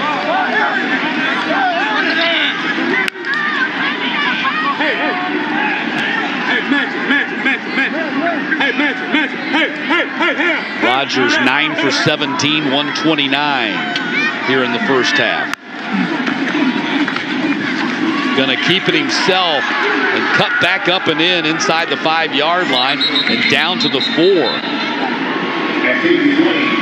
Smart running by Chandler Rodgers, and some little pleasantries or unpleasantries being exchanged after the play. Rodgers and Lane had a few words for each other, but watch the play. I don't know that Rodgers' knee ever hits the ground here, and I think that's what happened. Now there he's down with the elbow. And he was going to get up and try to run, but his elbow down, that counts as down by contact at the 4-yard line. 1st and goal to go for ULM.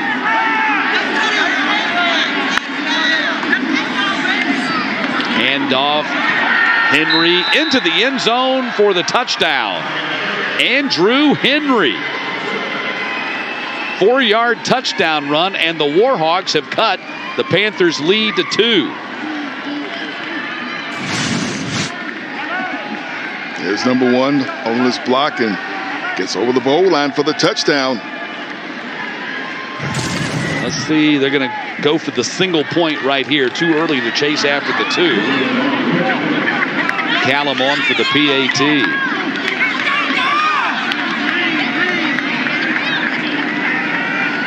Panthers led 14-3 at one point in this game. And the PAT is good. And the Warhawks have cut the Georgia State lead to 21-20. Get another look at Andrew Henry, and well, off the left side, they just won't deny him. He gets in for the touchdown. What a response. The Warhawks, you still got 2:27 to go here in the first half. But their offensive unit came out with a response, and it's Chandler Rodgers making a difference. We saw him come out of the pocket, throw the ball. We saw him keep it, run it.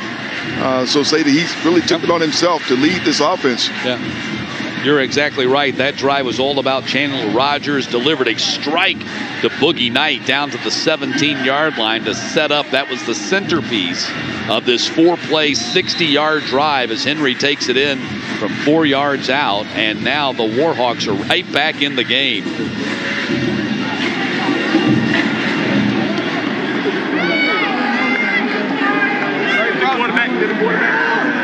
Not unlike the situation last week with Texas State when they were down 21-0 and came storming back. Actually ended up winning that game when the Bobcats missed a chip shot field goal in the final seconds. That was wide right, as Coach Bowden would say. Yeah, he wanted to point out that wide right. It finally came back for him, as we all remember his dad, Bobby, those Florida State days, missing out on national championships on field goals. Terry wanted to point out that one came his way last week on the wide right. So 1st and 10 from the 25 for Georgia State. They got to get back in business here on offense. Not that way, they won't. Tucker Gregg, short gain, if anything. Michael Batten, the linebacker, making the tackle. And he's been quite active lately in the AC91. Caleb Thomas, big fella up front in the middle. We talked about him from the top of the broadcast. Mr. Consistency. 6'1", 299, graduate out of Mansfield, Texas. Started his career at UConn. Keeper Granger being chased, has to get it out of there. Heavy pressure coming that time from the Warhawks, and that was Snyder, Kennard Snyder. There's another look at the pressure with number 12. There he is, not fooled by the play, going right after the quarterback. Granger has to get rid of it. Third down. Snyder having a game. Warhawks have 3 timeouts remaining. The Panthers run the ball here. Don't be surprised if they burn one.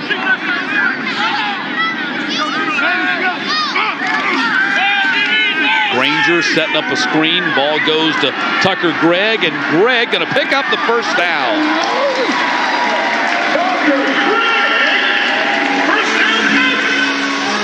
14-yard pickup up to the 39-yard line. Following the veterans out front. Takes the pass, and who's out there? Malik Sumter, Pat Bartlett. Guys have been mainstays. These guys were on the field the day when Georgia State beat Tennessee. That's how long these guys have been in this offensive line. It was a huge play. They set up the screen on the outside to Cradle, and Jakias Cradle across the 50-yard line. And another first down for the Panthers. That'll be their 13th. Great to see number 8 contributing. He was a big contributor last year, slowed by some injuries at the top of the season. He's healthy now, the time when he gets to play with Robert Lewis out. 11-yard pickup for Cradle. Granger sprints the other way, spins and fires, complete to Gregg. And Tucker Gregg down to the 42. He gets 8. He'd rather run over you than around you. Just ask Kedrick Halligan. Offense number 84. That one's coming back. 10-yard penalty, repeat first down. Tough penalty there for the Panthers. They had it 2nd down and 2 coming up at the 42, going to back them up to the other 40.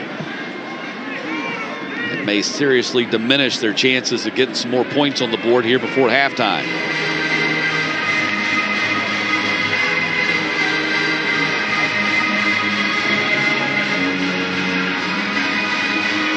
So that'll push it back to the other 40.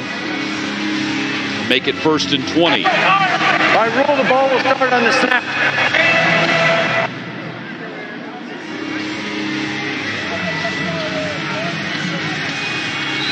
Well, never did get a chance to finish the conversation from the referee Marshall Lewis there. Ball at the 40.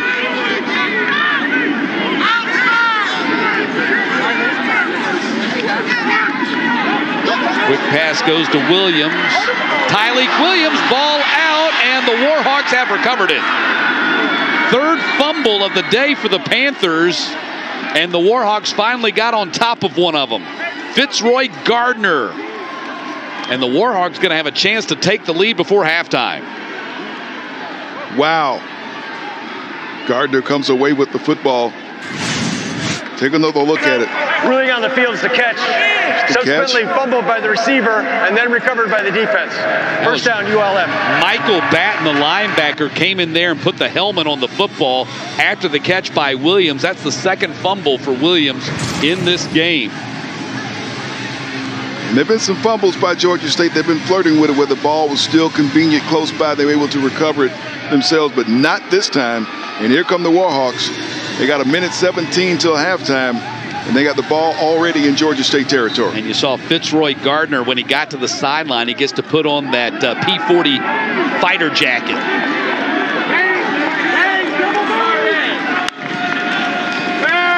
Rogers got lots of time. Now it breaks down, being chased, and Panthers got a piece of him as he let go of the ball and sails out of bounds. He had time that time, just couldn't find anybody open. Then the pressure comes. Tylon Dunlap breathing down his neck. 2nd down and 10. Warhawks have all 3 timeouts remaining. Off the hands of Howell. pardon me, that was Mortimer, the intended target at the 34. And now it's third down.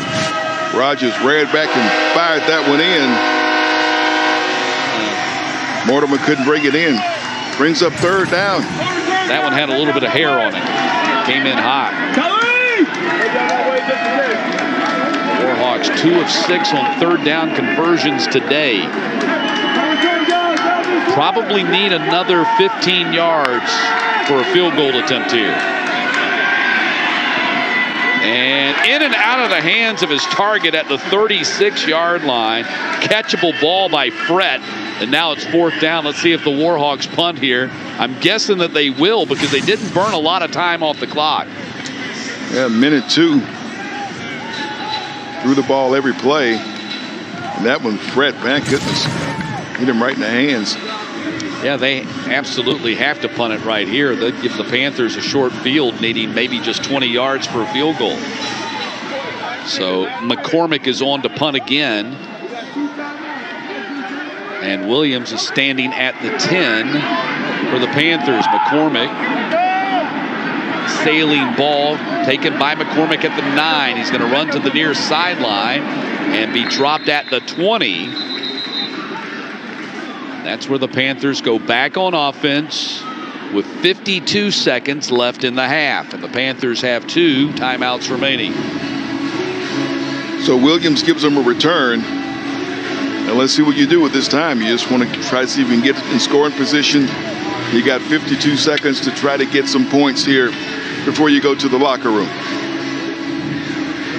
So the Panthers probably need about 55 yards to be in safe, decent field goal range for Hayes. Maybe a little bit less than that, maybe 50.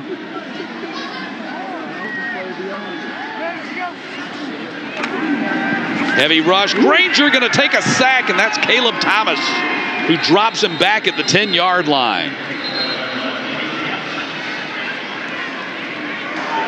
First charge timeout, ULM. This would be a 30-second timeout. We talked about this guy from the very beginning.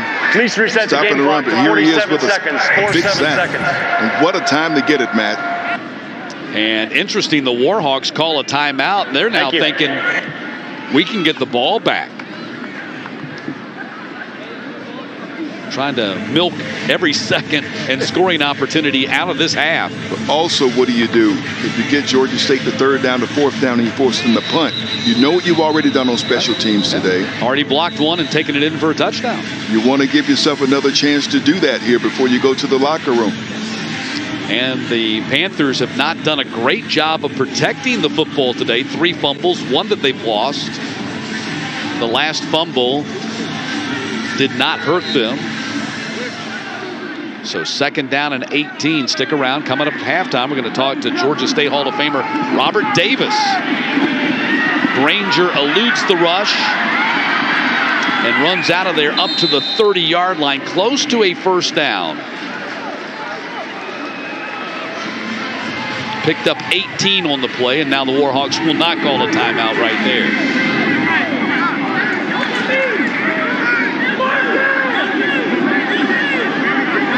Marcus Carroll runs all the way to the far sideline with Granger screaming at him to come back.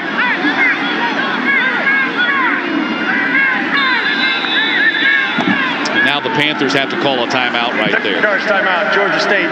This will be a 30-second timeout. They were not on the same page. Carroll went running out to the far sideline, and Granger was hollering at him to come back and line up behind him. They just burned a lot of time, but they could have tried to get into scoring position. Now they're down to just 11 seconds. Well, that certainly probably changes the play call right here for Trent McKnight, the offensive coordinator. They do have 1 timeout remaining. So if you're able to hit a big play, a really big play, you can burn that timeout, maybe get the field goal unit out there, but you're down to 11 seconds. Granger 13 of 19 passing for 181 today. A 4-yard rushing touchdown to go along with 6 carries, 34 yards. So over 200 yards of total offense already for Darren Granger.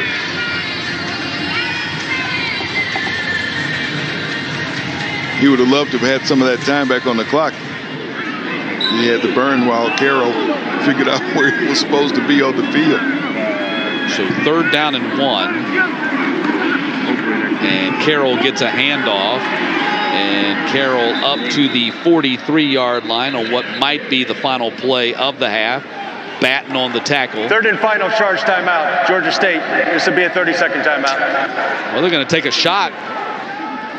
Don't want to save the timeouts. Don't want to get to the locker room just yet. So from the 42, they'll have one final play here in the half. 6 seconds to play. Don't know what you draw up here. You just see Dan Ellington there in the huddle. The old Atlanta Falcons big play, right? Oh, that Big Ben left, Big Ben right. The original trips wide receivers to one side, throw it up there and try to get a deflection. You saw Dan Ellington there in the picture, quarterback that he is approaching, Granger is approaching in the record book.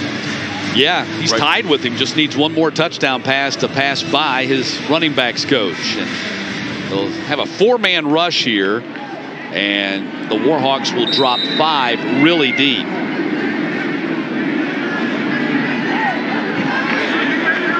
Granger sprint out to the right, going to throw to the sideline, out of bounds Thrash with 1 second remaining.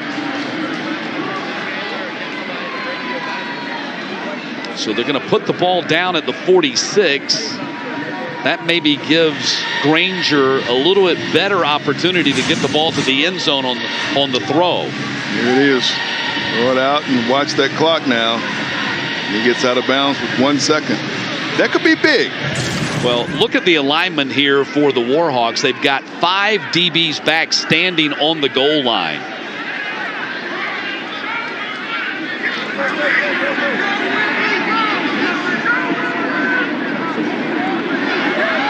Granger sprint out, heaves it as far as he can throw it, jump ball, and it is caught by the Panthers. Kadarius Thompson, but the half will expire right there. So a 21-20 lead for the Panthers here as the teams head to the locker room. Georgia State jumped out to a 14-3 lead, but the Warhawks have battled back to make it a game as we head to the locker room. Stick around. Robert Davis, the Hall of Famer, going to join us up in the booth as we head to halftime here in Atlanta.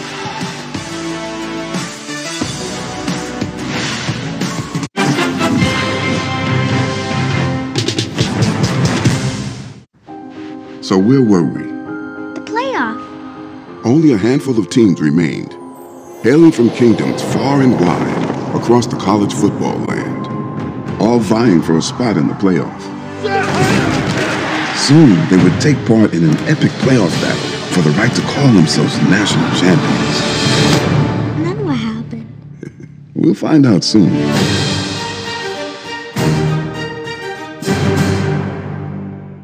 It's a beautiful time for basketball. I go through the pain like Giannis. Where freaks challenge kings.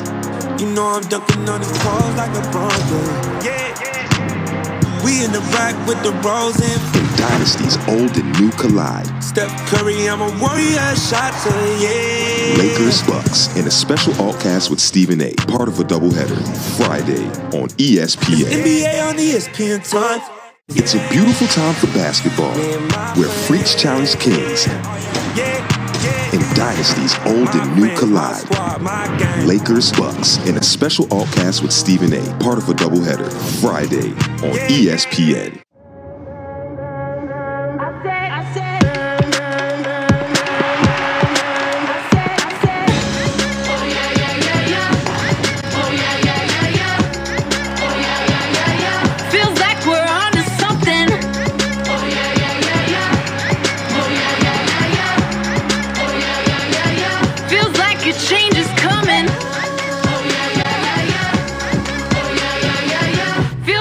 Change is coming.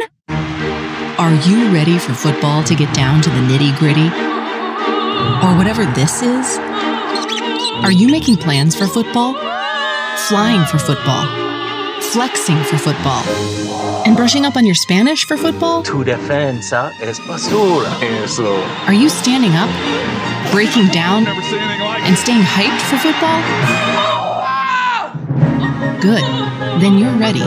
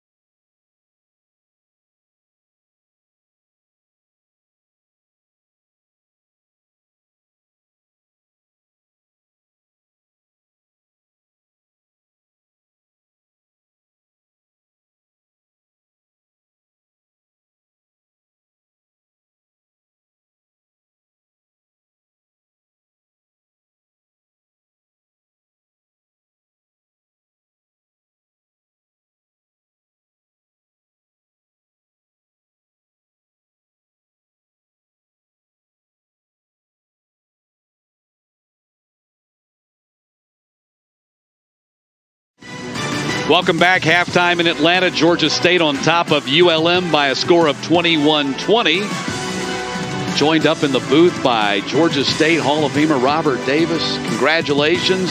Inducted into the Hall of Fame here. One of the all-time great wide receivers in Panthers history. Just how does it feel today to come back to your alma mater, get honored, announced there between the first and second quarters? Man, it feels great. The love that I've been shown just from walking in the building and, just having people that know me that, I'm able to go up and shake their hands and they say that they saw me, play some really good football here.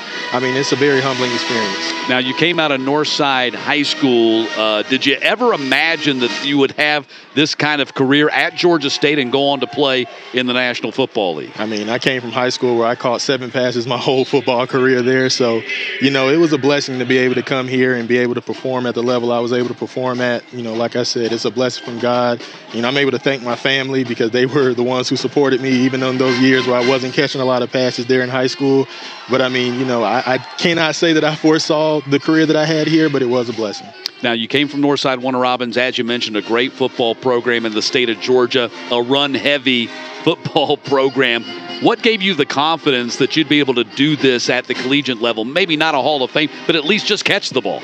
Well, I would be lying to you if I said I came in with a lot of confidence, but I had my dad to thank for that. My dad was one of my biggest supporters. He was always in my corner. Even when I didn't believe in myself or I didn't see it for myself, he was my, main support system and telling me that I could do it.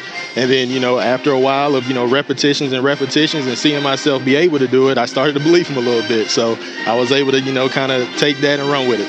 What kind of things did you have to do as a wide receiver really to learn how to be a wide receiver, given that you were primarily a blocker in your high school offense? Yeah. What were some of the obstacles that you had to overcome and just kind of learn the position to play it at the collegiate level? Well, I came in as a raw athlete. I always had a lot of athleticism, but I had a lot of great coaches. Kerry Colbert was the first coach I had here, and then on to Tim Lapano. So I had some great coaches who kind of fine-tuned some of my skill sets that I did have. It was a learning curve, especially, the nuances of just playing the position from route running to being able to read coverages. Those were things that I never had to do in high school. So, I had some great coaches that, they had my back and they were able to come and really show me how to play the position. Well, how fun was that, though, for you to finally be as a wide receiver to find out, wow, this is what a wide receiver means. They throw the ball to me. Man, it was great. I had more catches in my first game here than I had my whole high school career. So it was great, man. Like I said, it's just a blessing from God that I was able to come out here and do the things that I did. What does it mean to you also to be ground level with the program? This is just the first decade, actually starting the second decade of the Georgia State football program. You were with it when it was even newer than all this, played in the Georgia Dome. and to be a part of establishing what's become a very competitive program in the Sun Belt Conference. Yeah, it's amazing just to see, like you said, coming from the ground level and seeing that what we were able to build, being able to see, even the fan base growing here and being able to see the new stadium and all those things. So like I was telling my dad when we were walking up here, I remember being at 188 MLK, down the road. So, just being able to see all that they put into it and what Coach Elliott has been able to do with this program, it's amazing.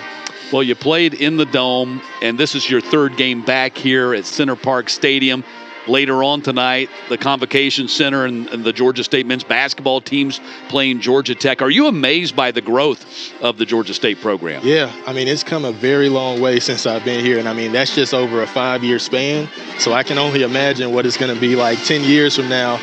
Crazy thing was, I was down there on the field, and I said, man, I can see in 5 or 10 years that Georgia State cracking in their top 25 ranking. That would be so amazing to me. So I definitely think Georgia State is headed that direction, and like you said, the growth is amazing. They've had some Power 5 wins, nearly had a couple more Power 5 wins this season against South Carolina and North Carolina. Mm-hmm. Yeah, being able to see that was a good thing for me, especially seeing them beat Tennessee.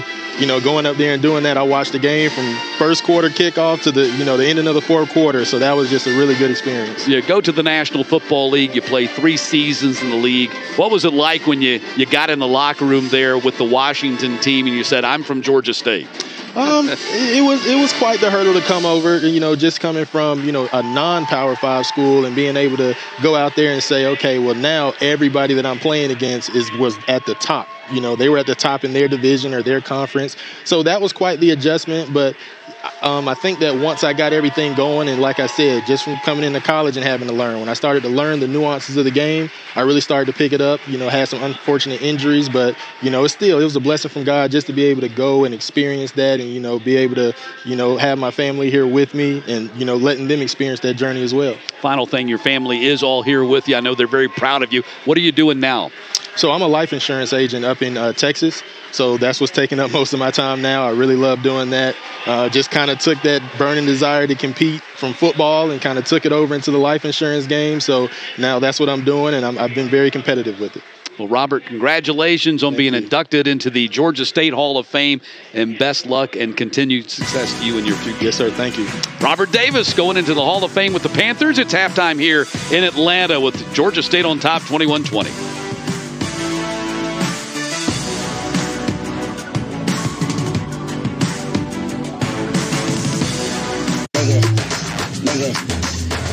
This the biggest bounce of the summer. Hey,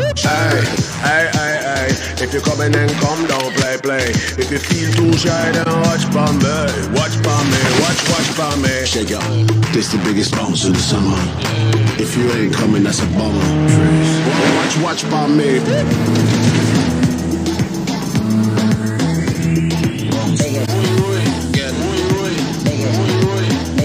This the biggest bounce of the summer. It's time to vote for the Taco Bell Live My Student section. Choose the winning section and you get a free Taco Bell Crunchy Taco. Download the app, sign up for Taco Bell Rewards, and vote now. Let's go!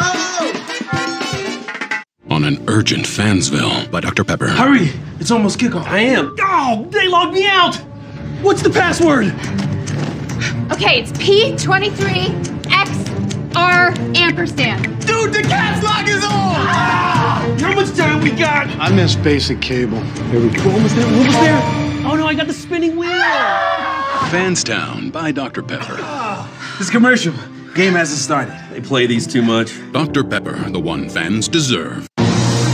Follow your passion wherever it may lead. To the middle of nowhere, apparently. Who are you? I'm from Edmonds. Nobody knows the car marketplace better. For instance, this model's hard to find. Could be because we're in the middle of the desert. We'd recommend a certified pre-owned model instead. You get similar features and a factory-back warranty. Can we still look beautiful? You do you. For unbiased research, reviews, and industry expertise, go to Edmunds First. We drive it like it is. What are you looking at? It's a beautiful time for basketball. I go through the pain like Giannis. Where freaks challenge kings. You know I'm dunking on these calls like a bronco. We in the rack with the rolls in. Dynasties old and new collide. Steph Curry, I'm a warrior, shots, yeah. Lakers Bucks in a special altcast with Stephen A. Part of a doubleheader. Friday on ESPN. NBA on ESPN time. Let's go. Mom, let me see your phone.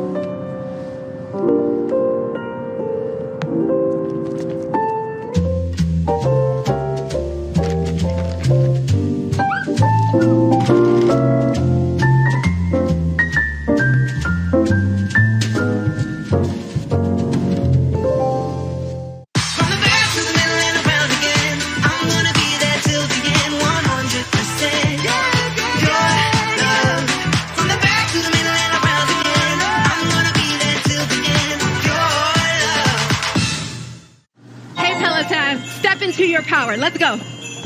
Ah, you didn't come to work out. You came to outwork. Let's get it. Yo. Boom.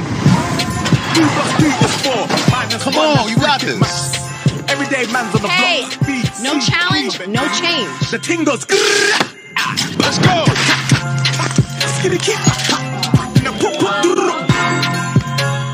Get up to $300 off accessories. Terms apply. Experience the ACC Big Ten Challenge. Begins Wednesday at 7:15 on ESPN.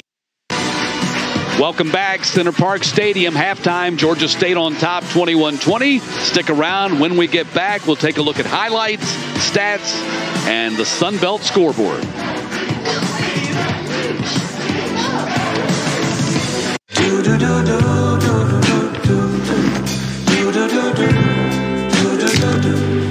I've got that blue sky. I've got that sunshine. I love this mattress. So, can I ring you up? We'll take it. Ashley's Black Friday mattress sale going on now. Save big on select adjustable mattress sets and pay 0% interest for 72 months. Only at Ashley.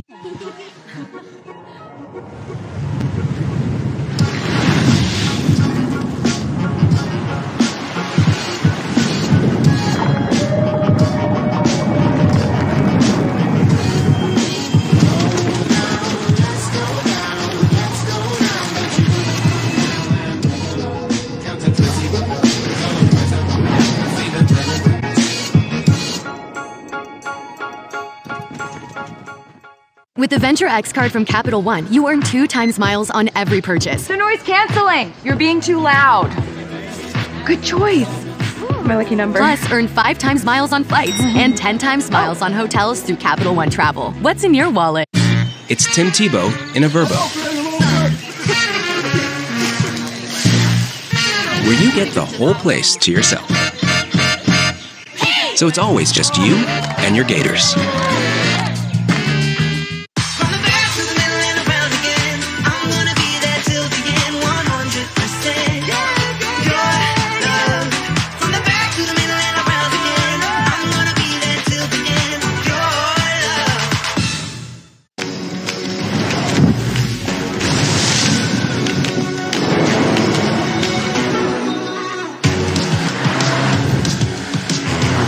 Find out where that road leads. Take on any challenge. When you have the #1 brand in dependability, you stop thinking about what you can't do and start doing what you never thought possible. Kia, movement that inspires. So where were we? The playoff. Only a handful of teams remained, hailing from kingdoms far and wide across the college football land, all vying for a spot in the playoff. Soon, they would take part in an epic playoff battle for the right to call themselves national champions. And then what happened? We'll find out soon.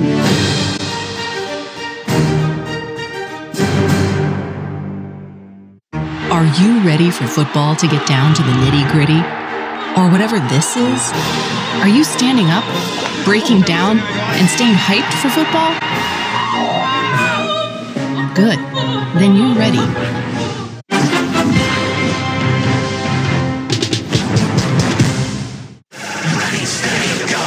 Oilers, Kick it to the net. Wild. Handed it back. Kaprizov scores. A battle of superstars. That is hockey. Thursday on ESPN+. It's a beautiful time for basketball, where freaks challenge kings and dynasties old and new collide. Lakers Bucks in a special alt-cast with Stephen A., part of a doubleheader, Friday on ESPN. Halftime in Atlanta, Georgia State on top 21-20, leading ULM by a single point. Matt Stewart along with Sam Crenshaw. And Sam, even though the Panthers have nearly doubled up ULM in total yardage, we got a tight ball game. Let's take a look at the first half highlights. Started out impressively for the Panthers.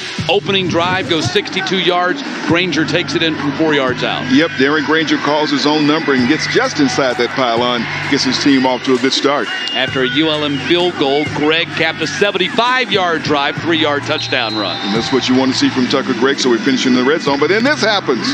Yeah, up 14-3, the block kick by Nick Torres, plucked out of the air by Quay Drake. He takes it back 23 yards. It's a 14-10 game. Oh, the special team woes come back, and there comes Tucker Gregg, pounding this one in for the score. 9-yard touchdown run, second rushing touchdown of the day for him. 21-10 lead for the Panthers, but then the final 10 points of the quarter scored by the Warhawks. Henry takes it in from 4 yards out right there, and it's a 21-20 game. As you see, the Panthers 312 total yards, 164 for the Warhawks, yet it's only a 1-point game. You see a big statistic there. That one turnover is big, and of course the special team breakdown on the punt protection. Absolutely, the one fumble and the block punt, and that's why the Warhawks are very much in the game here at halftime.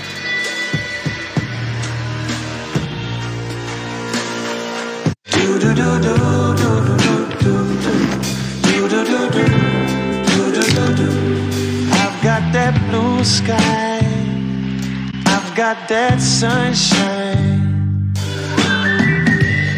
It's time to vote for the Taco Bell Live My Student section. Choose the winning section and you get a free Taco Bell Crunchy Taco. Download the app, sign up for Taco Bell Rewards, and vote now. Let's go! So, can I ring you up? We'll take it. You've waited all year for Black Friday. Unbelievable discounts, hot buys up to 50% off. This week only Black Friday doorbusters, plus 60-month special financing only at Ashley.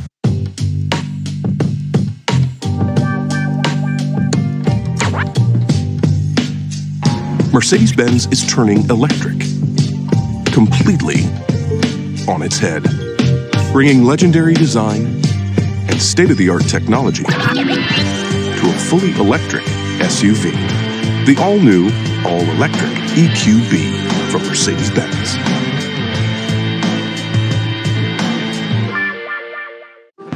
A great story has magic, power, and every once in a while, it has miracles. As luck would have it, that's our story.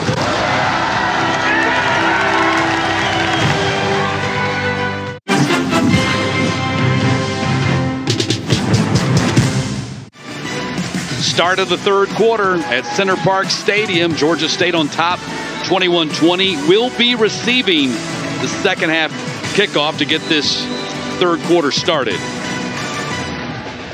Sutherland boots it. It's going to come down at the 2. Fair catch called for, made. And the Panthers will bring it out to the 25-yard line, checking the Sun Belt scoreboard. Only one other game in progress right now, Sam. James Madison leading ODU 17-3 there in Norfolk, and Louisiana beat Georgia Southern on Thursday night. Everything else still to be played. Of course, the Panthers will be at James Madison next Saturday, and ULM will be on the road at Troy. Troy playing host to Army today. Handoff goes to Carroll. He's being strung out there, and they're going to collapse on him at the 26-yard line. Nothing doing. Kennard Snyder and Caleb Thomas teaming up to make the tackle. Looks like this Warhawks defense playing with a lot more confidence as the game goes on. Really has. With the game going on, you've seen some confidence to making some great plays. Granger in trouble, scrambling. He's going to go down quickly at the 28-yard line.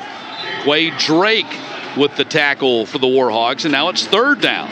91, Caleb Thomas making some pressure once again. He is finding his way into that backfield. 3rd down and 7. Panthers 9 for 11 on 3rd downs in this game. A great ratio. Most of the numbers look good for Georgia State, except on the scoreboard where it's a tight ball game. Throwing underneath catch is made by Carroll at the 34, but he's not going to pick up the 1st down. A little bit short. Panthers have not brought out the punting unit on 4th and less than a yard. Carroll gets the 1st down and more. Needed half a yard and picked up 5.5. Went off that left side, and you talk about Mason Cook being in the game right now. 68 went right around him. Ends up getting the 1st down. That's a result of Luis Cristobal being out with injury today, and Broadway, the left tackle, moving to left guard. Heavy rush. Granger being chased, eludes the rush, throws downfield, and incomplete at the 43. Tight end Green trying to come back on the play and make a grab. That was a tough throw for Granger, and of course he's going to his left. That's because the pressure is coming once again. Chases him out and tries to throw back the other way. Yeah, I don't think there's any question. You can see the impact of the injuries on the offensive line for the Panthers today, in their rushing totals and also in their protection.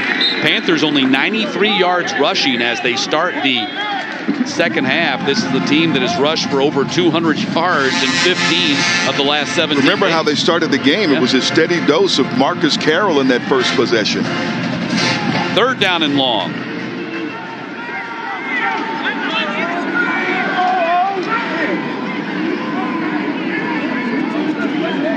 Panthers have won 2 straight, 4 of 5 since starting the season. 0-4, need 2 more wins here in their final 3 games, counting today, to get to bowl eligibility. And we have a whistle.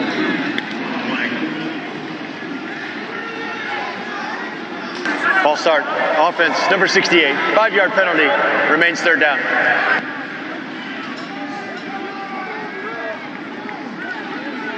That'll be the 7th penalty for 55 total yards for Georgia State.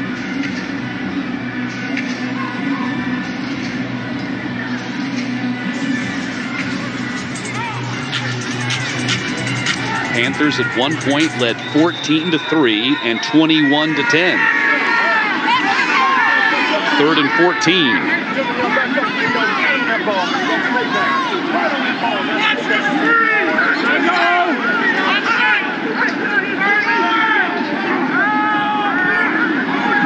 Granger steps into the throw. It's complete to Thrash at the 48-yard line, and that'll be a 1st down.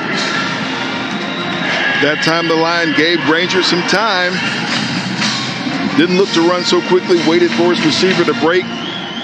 Connected with Thrash and the chains move. 16-yard pickup and a 17th 1st down for Georgia State. Heavy rush, and Granger is sacked from behind. Number 92 gets in there and gets the tackle. That's James Smith. Comes right up and behind him.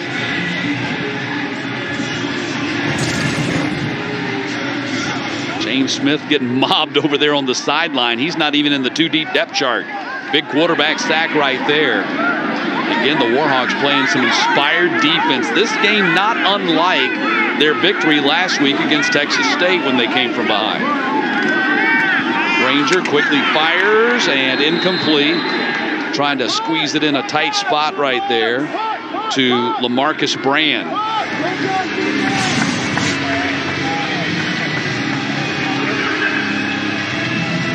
Never had a handle on it. 3rd down. This ULM defense is causing some problems. And like you said, the confidence has been increasing as the game has gone on.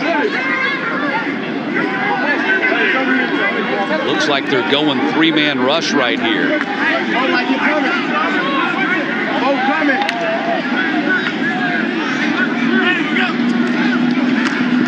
Granger going to run against that three-man front and get down to the 44-yard line. That's not going to be enough for the first down, but it should give the Panthers an opportunity to pin ULM deep here with the punt. I think they're going to go for it here. Oh, wow, they are. 4th down and 5. Panthers have lined up to go for it. If you don't make right here, you give ULM a short field.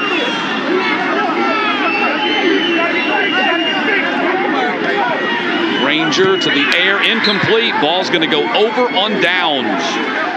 Tried to go here on the near sideline to Aubrey Payne, and the Panthers failed to convert on 4th down. ULM will take over at their 44-yard line, and a chance to take the lead as they go on offense for the first time here in the 3rd quarter.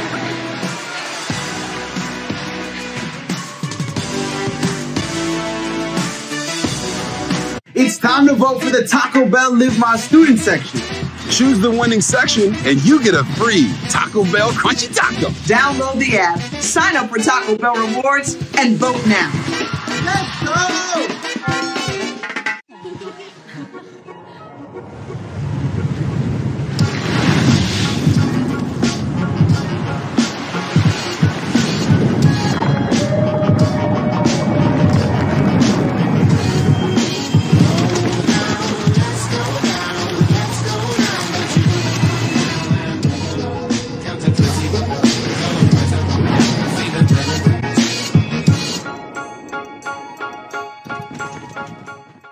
What's this? A hospital bill for $1,100? Gap. Looks like your wallet may need a sling too. Did that goat say Gap? He's talking about expenses that health insurance doesn't cover. Get help with expenses health insurance doesn't cover. Aflac is an official sponsor of ESPN College Game Day.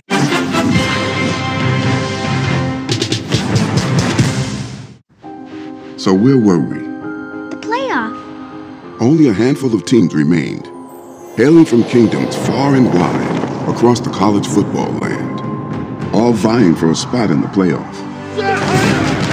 Soon, they would take part in an epic playoff battle for the right to call themselves national champions. And then what happened? We'll find out soon.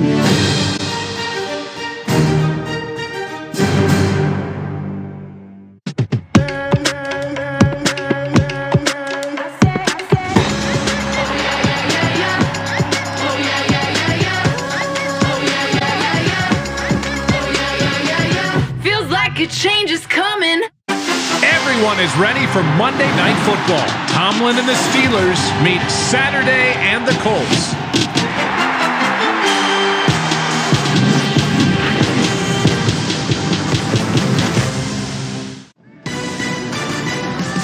Warhawks take over on offense after the defense stops Georgia State on downs at the 43-yard line. ULM has not led today, but they take over on offense for the first time here in the 3rd quarter. Sam, a chance to drive down and do just that. And with Georgia State going for it on 4th down twice in their last possession, this is not what they wanted. They wanted to get points on the board coming out of the locker room.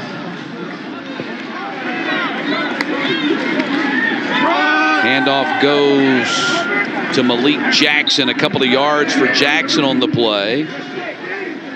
Tackled by Javon Dennis, having another big day on that defensive line. That's his 5th tackle today and has 2 TFL.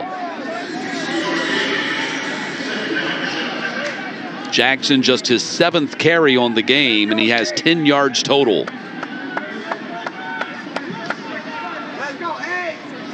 Second down and 7 from the 46. Jackson again. This time he gets hit almost right away, but still picks up a couple of yards on the play. That was Ja'Cory Crawford with his 5th tackle of the game. 3rd down now and medium.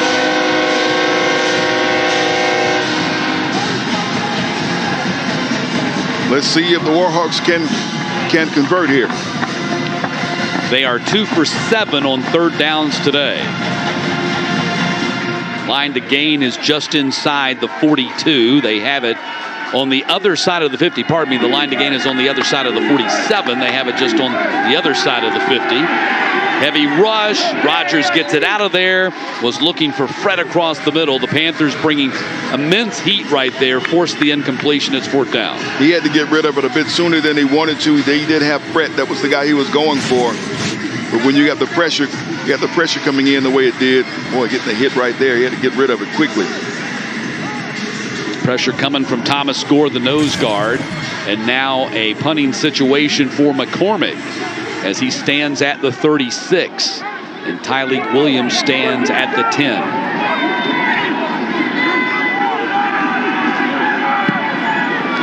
High spiraling kick. Williams calls fair catch with a man in his face at the 12-yard line.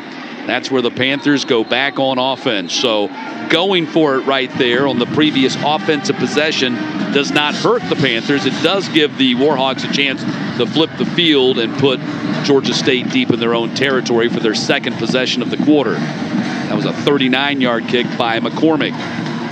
Let's see what happens different. We see Tucker Gregg coming in at running back for Georgia State. Panthers have rushed for 106 yards so far in this game. Carroll 43, Granger 41, Gregg 22 prior to that carry right there, as Granger gets about 7 on the play up to the 21. This is the time when you want to see this offensive line really pull together. We talked about some people playing in some different positions. Gregg waits for the hole to open up, and he leans his body up to the 25 and picks up the first down. You see Jonathan Bass, number 77. He started at right tackle today in place of the injured Travis Glover. Pat Bartlett and Malik Sumter, the only two guys in their traditional spots today, that center and right guard position. Man, you could hear the helmets popping right there as Gregg lowered his helmet and ran right into Zach Woodward. Zach Woodard there with the tackle, and it's going to be 2nd down.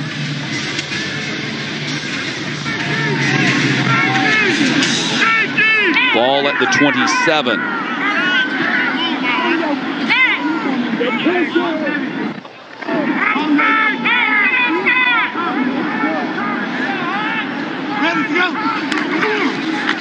Gregg, no.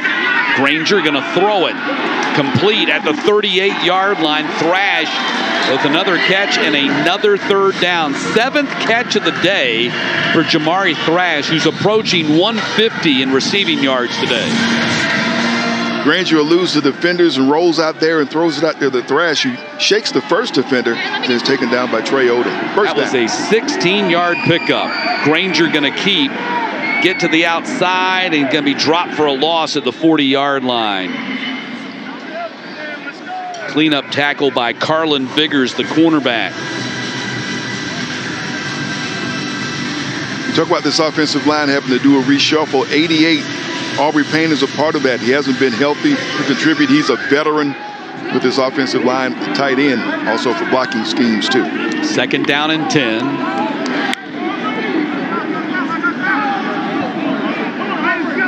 Montavious Cunningham now in there at left tackle for the Panthers. Granger on the run to the opposite side up to the 49-yard line. Michael Batten making the tackle for the Warhawks, his team leading 9th of the game. You see Batten in on the stop. Brings up 3rd down. In our conversation this week with defensive coordinator Vic Koenig, they mentioned they were going to play some of the younger guys at the defensive spots. And Batten, certainly the sophomore linebacker out of Houston, Texas, has responded with a big game today. Tucker Gregg, short gain there, brings up 4th down. They're going to go for it again on 4th down, and Gregg comes out. Marcus Carroll returns at running back. Panthers need 2 on this play, 4th and 2. 1 for 2 on 4th down conversions today. Granger under center, rolling to his left and throwing, and complete to Carroll. 1st down and more inside the 40, out of bounds at the 36. 2nd 4th down conversion for Georgia State today. And that was big. Carroll just came into the game. Catches in the pass, showing off his versatility. Big first down for Georgia State. 13-yard pickup to the 36. Ball goes to Thrash on a wide receiver screen. Batten tackles him at the 30-yard line. Pick up a 6. 88 Aubrey Payne's out there trying to throw a block out there as well.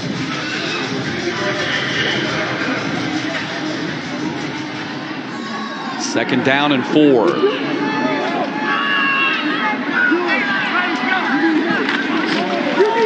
Carroll spins out of a tackle, lunges forward. Woodard hit him first. And Carroll able to get his body to the 28, 3rd down and 2. 129 on the ground for Georgia State. Carroll right up the middle and a first down. Scrambles forward for additional yardage to the 20. He knows if he could have kept his feet, there was nothing but grass in front of him. Here he is, makes the cut, tries to stay up. And now we got an injury here, and that's a lineman. We're already talking about this offensive line is already dealing with some injury woes. Yeah, that looks like that's Bryson Broadway. The timeout for an injured player. Timeout on the field. On the depth chart, the starting left tackle, he started at left guard today for another injured player. So that would be a big loss for the Panthers, who've had a share of injuries on their offensive linemen. We'll step aside as they tend to him.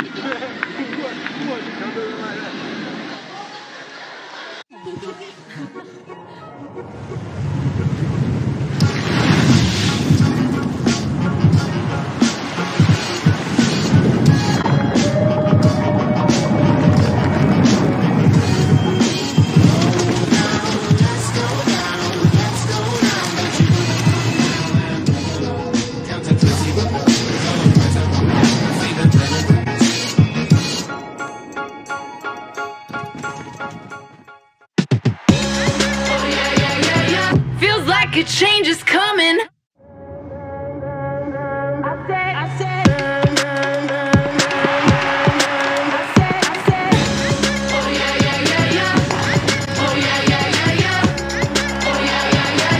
Feels like we're onto something.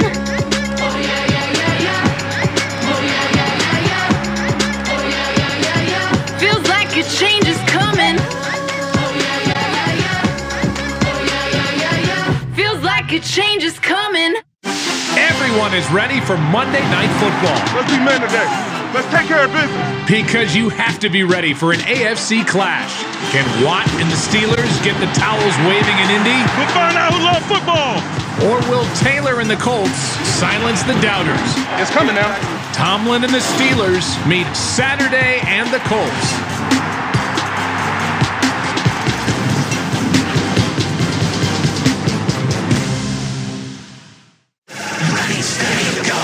Oilers.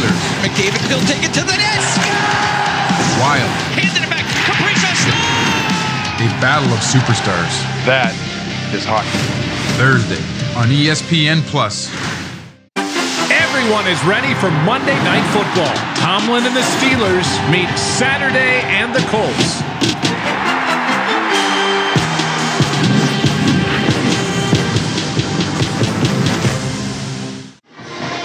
So Bryson Broadway is able to walk off the field under his own power, but Sam goes immediately to the medical tent.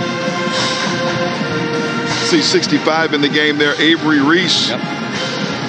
Try to step in, and the depth and experience of this offensive line room is being challenged today. So the Panthers have only 2 players on the field on the offensive line that are in their typical starting spots. Sumter the center and Bartlett the right guard. Everybody else is kind of mix and match right now, with Bass at right tackle, Reese at left guard, and Cunningham at left tackle. And that perhaps is the result right there. Caleb Thomas blowing up the play and dropping Carroll. Yep, he walked right in there like nothing to it.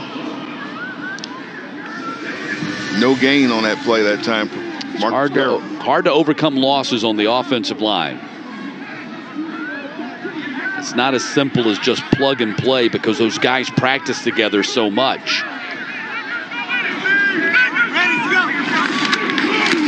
Carroll, no, pass is thrown, incomplete.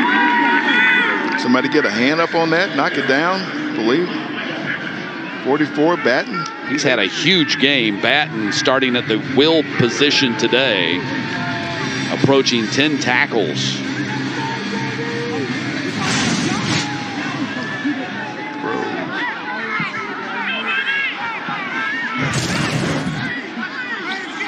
So 3rd down and 10 for Georgia State.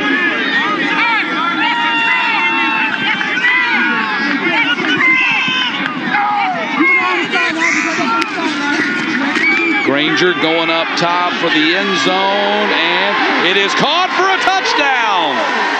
Jakias cradled it over the shoulder for 6.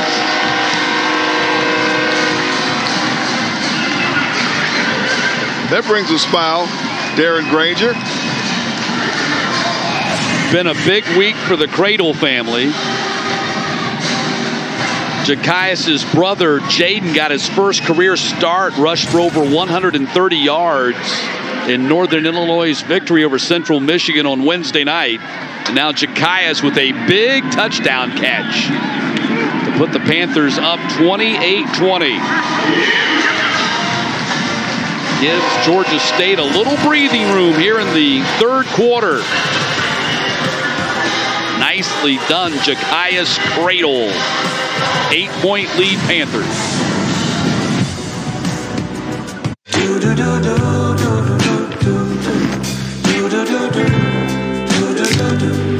I've got that blue sky. I've got that sunshine.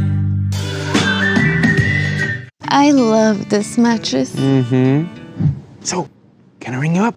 We'll take it. Ashley's Black Friday mattress sale going on now. Save big on select adjustable mattress sets and pay 0% interest for 72 months. Only at Ashley.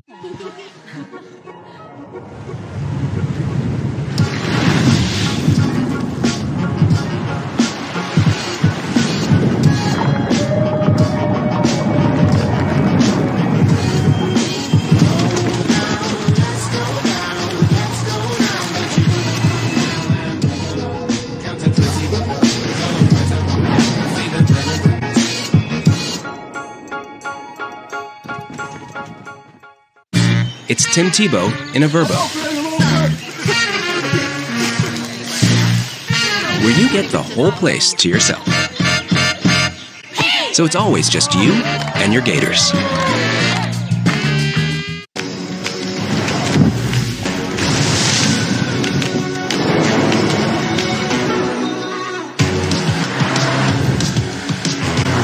Find out where that road leads. Take on any challenge. When you have the #1 brand in dependability, you stop thinking about what you can't do and start doing what you never thought possible. Kia, movement that inspires. With Metro. Imagine even more savings in more video calling, more sharing every memory. So happy together. Choose from the largest selection of free 5G phones, only at Metro. Experience the ACC Big Ten Challenge. Begins Wednesday at 7:15 on ESPN. It's a beautiful time for basketball, where freaks challenge kings and dynasties old and new collide. Lakers Bucks in a special all-cast with Stephen A., part of a doubleheader, Friday on ESPN. A great story has magic, power, and every once in a while, it has miracles. As luck would have it, that's our story.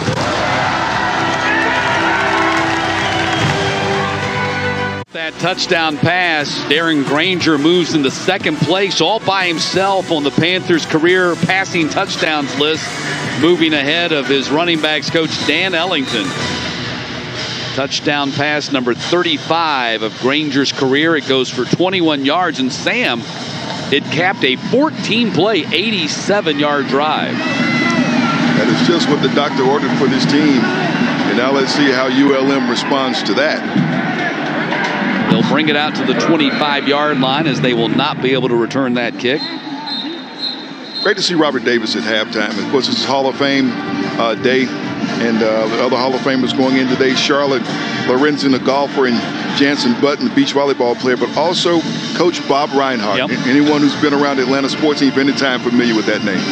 Bob Reinhardt led the Panthers to their first ever NCAA men's basketball tournament game back in 1991 when the Panthers took on Nolan Richardson and the mighty Arkansas Razorbacks at the old Omni. In fact, Bob Reinhardt, as he knew how to do, made national headlines when the Panthers rode the MARTA train to the Omni to play the basketball game. How about that? How about that? Just a fixture in this area, and before Georgia State, coached for many years at Decatur High School. Yeah, just wish him the best. He most recently lost his lovely wife. Passed away a couple of weeks ago. Thoughts and prayers with the Reinhardt family, and absolutely, certainly congratulations to him today, but much bigger things going on right now, and he could not be here today. 2nd down and 7. Rogers throws complete to Howell. Howell breaks out of a tackle. He's dangerous when he gets in space and out of bounds at the 50-yard line as Lane had to come up from his safety position and cut him off. Boy, but Howell is a guy who gets a lot of yards after catch. They want to get the ball to him, and they did. And here he is. Jordan Vinsley out, thought he had him. He got away. 22-yard pickup.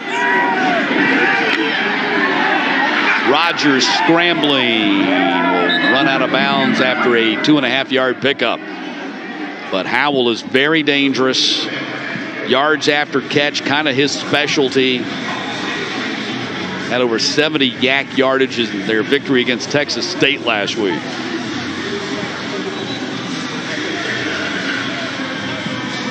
Less than 3 minutes now to play here in the 3rd quarter. Turned into a tight ball game after the Panthers jumped out to a 14-3 and 21-10 lead in this game.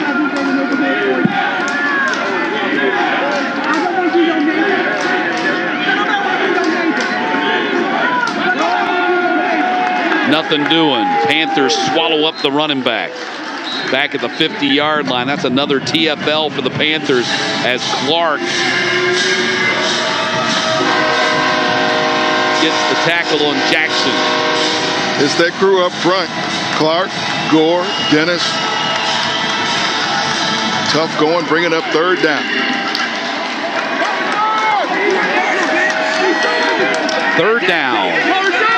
Warhawks 2 for 8 on 3rd downs today.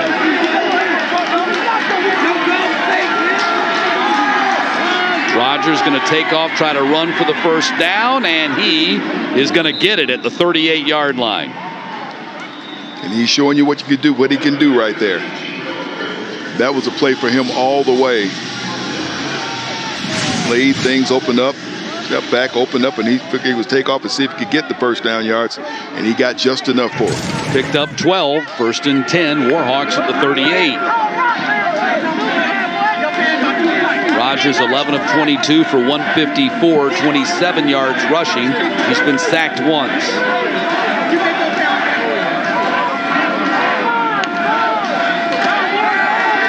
Pump fake, heavy rush, they got him, and the ball comes out.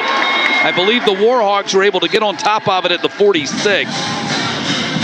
Panthers defense collapsed the pocket. Number 9, Jabel Muhammad, watch him coming on the edge, around, makes a swipe, and the ball comes out.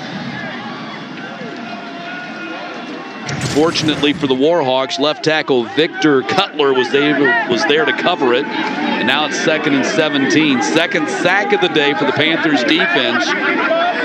They've come from Muhammad and from McCullum.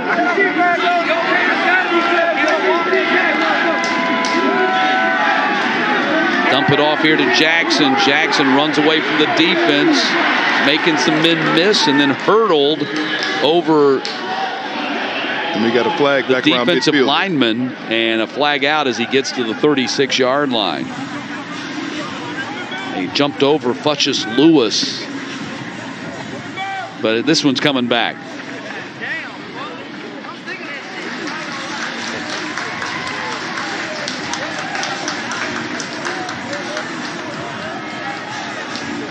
Nickel block in the back. Offense, number 59. 10-yard penalty. Repeat second down. That's Victor Cutler, who had just recovered the fumble.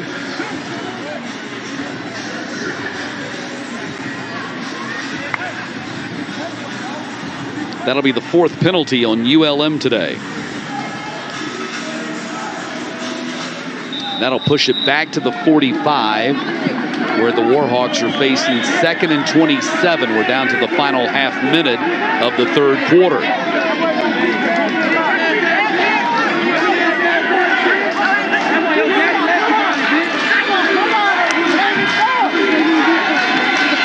Up top, far sideline, jump ball caught at the 31-yard line, and former Tift County star Fred Lloyd comes up with the catch. What a time for that catch. Rogers with enough time throws it out there. Lloyd with a big catch. Still not enough for the first down, though. They still got a little work to do to get that first down, but that's a big pickup. And it comes on the final play of the 3rd quarter, 26 yards. Rogers to Lloyd, and a big 3rd down and short coming up for ULM when we get back to start the 4th quarter.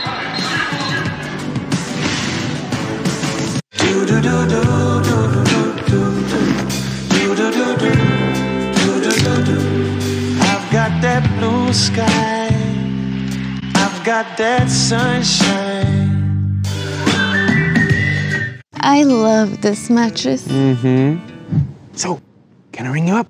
We'll take it. Ashley's Black Friday mattress sale going on now. Save big on select adjustable mattress sets and pay 0% interest for 72 months. Only at Ashley.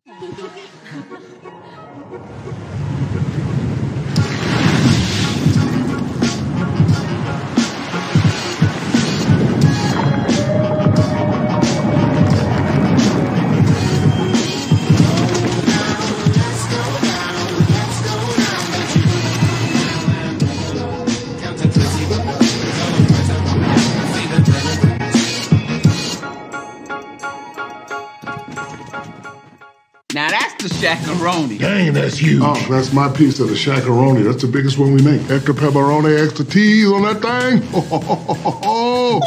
Somebody save me a slice? No. They'll donate $1 from every shakaroni to the Papa John's Foundation. Shakaroni. Oh, bring it in, bring it in. Shakaroni. Shakaroni. Get on beat, get on beat. Shakaroni. Shakaroni. Shake that wig on, come on. Shakaroni. Shakaroni. You guys were so offbeat. Okay, all right, let's eat.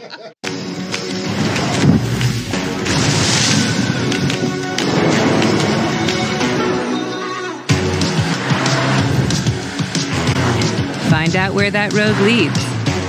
Take on any challenge. When you have the #1 brand in dependability, you stop thinking about what you can't do and start doing what you never thought possible. Kia, movement that inspires. You're tough, rugged, and your truck is... Worth a lot of money in today's market. Who are you? I'm from Edmunds. People come to us first to buy and sell their cars. This truck is in high demand, and if you want to see its resale value, you can check out our free appraisal tool. Super useful for actual truck owners, not just car commercial actors. Oh, I also do theater. Oh, nice. Car shoppers go to Edmunds first. We drive it like it is. Oh, your lumber's hollow.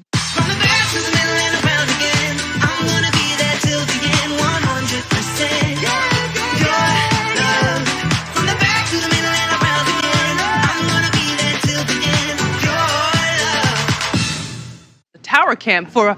Hey, folks, we seem to have a visitor. It looks like... Looks like you paid too much for your glasses. Oh. Anyone who isn't shopping at America's Best, where 2 pairs and a free exam start at just $79.95. Book an exam today.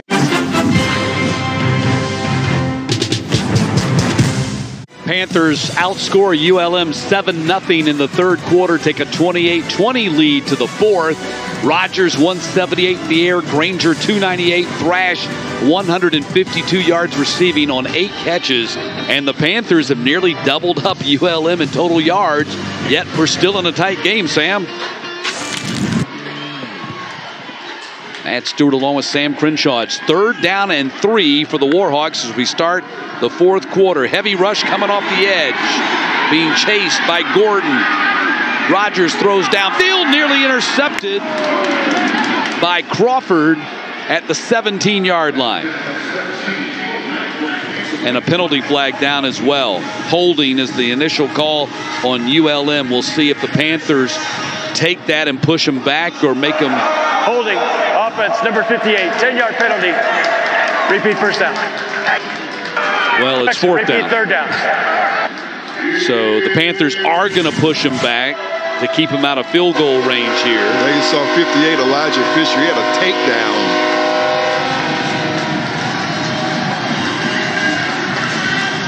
Yep, right there in the middle of your screen.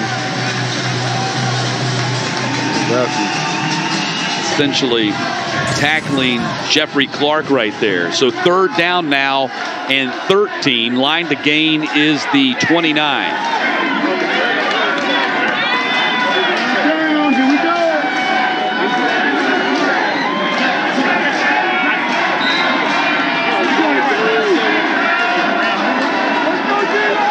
Big third down play here for both teams as we start the final period.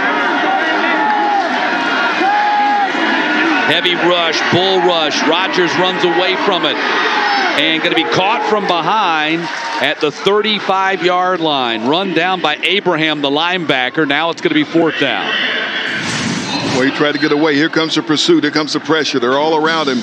He eludes one or two, gets away from another one, but Abraham won't give up. Yeah, that's a tremendous. It was Abraham on the bull rush, Sam, and then he circled back around and made the tackle from behind. Determined play from number 48.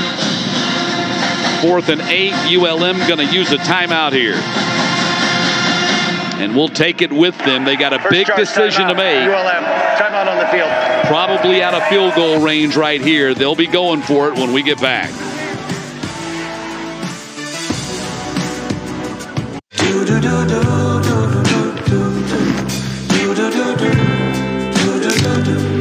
I've got that blue sky. I've got that sunshine.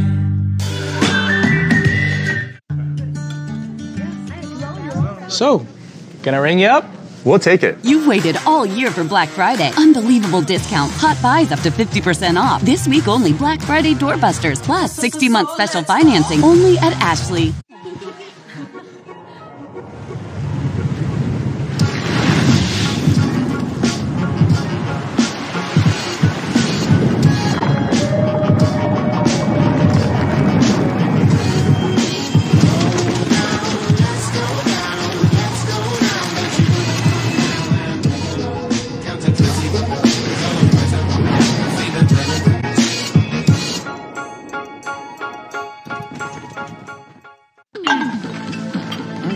Oh, hi. What's this?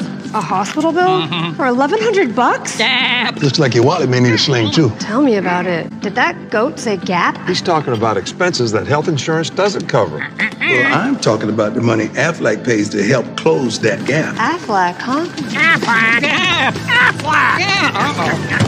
That duck could motor. Get help with expenses health insurance doesn't cover. Aflac is an official sponsor of ESPN College Game Day. For too long, spicy fast food has been anything but.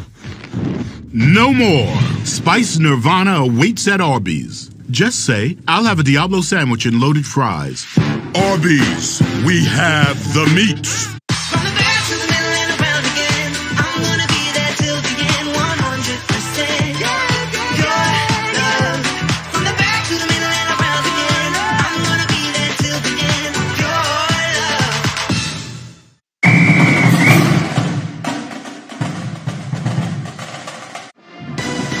Big fourth down coming up. 28-20, Panthers on top, and a 4th and 8. They're going to try a long field goal now coming out of the timeout. This is going to be a 53-yard attempt for Sutherland, who's already connected from 44 and 36 yards. Coach Bowden has had to do this. I feel like he has to get some points from this possession, if possible. Here we go.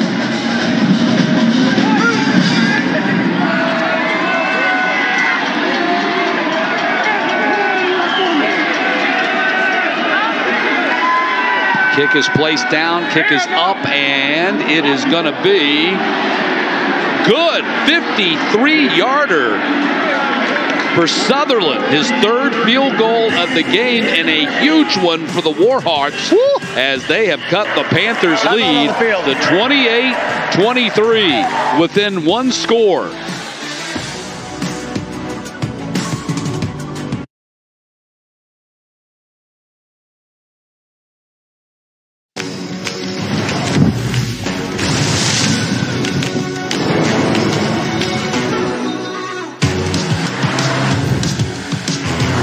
Find out where that road leads. Take on any challenge. When you have the #1 brand in dependability, you stop thinking about what you can't do and start doing what you never thought possible. Kia, movement that inspires. Hi, Dr. Rick. It's Julie. Just leaving you a voicemail.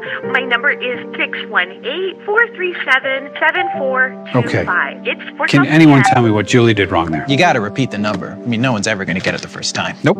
Didn't leave her last name. No, the phone tells you who called.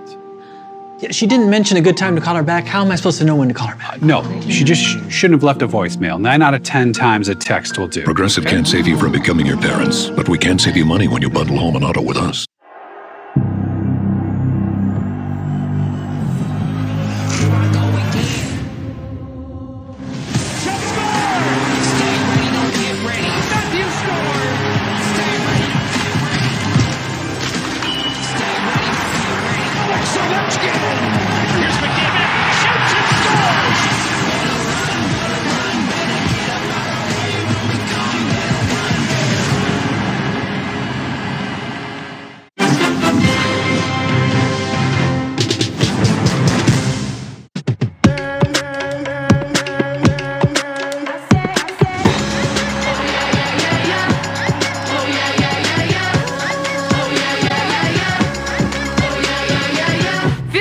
Change is coming. Visit theheismanhouse.com to jump into a virtual staring contest. Feels like a change is coming. You can see the wind is really kicked up here. Sutherland connecting on a 53-yard field goal in a pretty stiff wind. And it's also just kind of misty rain crossbar and just slid over it. Huge 53-yard kick by Sutherland, his third field goal of the game. That's got ULM as close as they have been since 21-20. It's 28-23. And not ideal conditions. You got the wind to deal with. You've got a kind of a misty rain as well in this stadium. And the Warhawks very much in this game with 14 minutes to go in regulation. Kick coming down at the goal line. Fair caught right there. 25-yard line's where they're going to put it. Panthers, a team that rarely ever returns kicks. You can see the weather really going right now here in Atlanta. Been overcast the entire day, and it feels like it's gotten chillier as the day has gone on, and it feels like the air's got a lot of dampness in it too.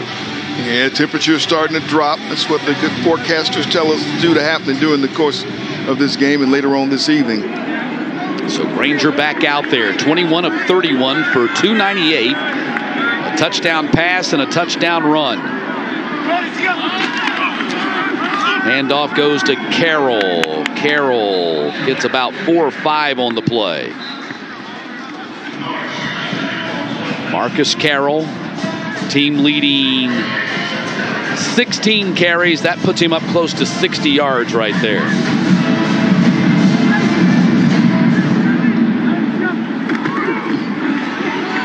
Second consecutive carry for Carroll as he is tackled by Michael Batten, among others. Batten, 12 tackles today, 10 solo. He's been a hit machine out there, but Carroll got enough to move the chains. That's a first down run.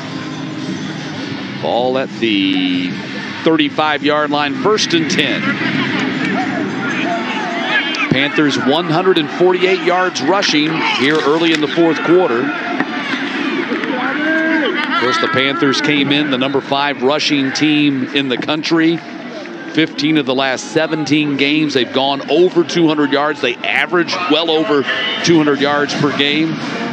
but they've been more pass than run so far today. Number 5, Quincy Ledet, in on the stop that time. Ledet had a huge tackle last week in their victory over Texas State. Carroll on the run. Carroll up to the 47-yard line. He's watching that offensive line is working, this makeshift offensive line. Like you said, guys are experienced, but not as much as starters. They have to get in, and you're seeing Pat Bartlett right there. You see Broadway's back in the game. Bryson Broadway, who was shaken up earlier, went to the medical tent. He's back in there playing left guard.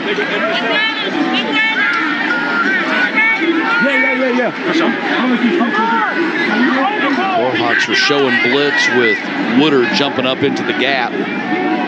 Down to 4 on the play clock. Panthers going to have to use a timeout here.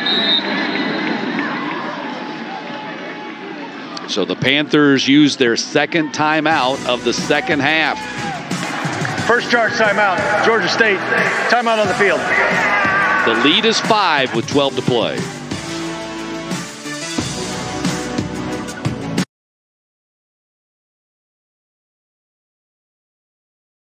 With the Venture X card from Capital One, you earn 2 times miles on every purchase. The noise canceling. You're being too loud.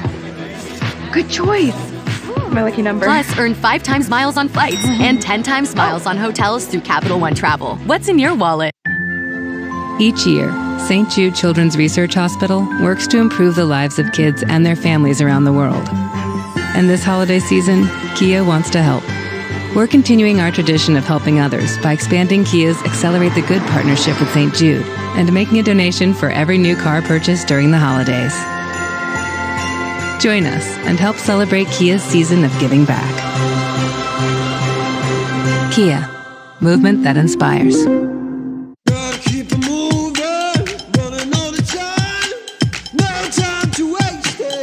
If you do what feels right, then own your style. Phillips One Blade. Your style made simple. There's always a way to make life better. What did you expect? Did you think you could relax? Or had you convinced yourself some records were forever? That you'd seen everything there was to see? Or have you realized you can't look away and you don't know the future and that the game has never been better? That is hockey.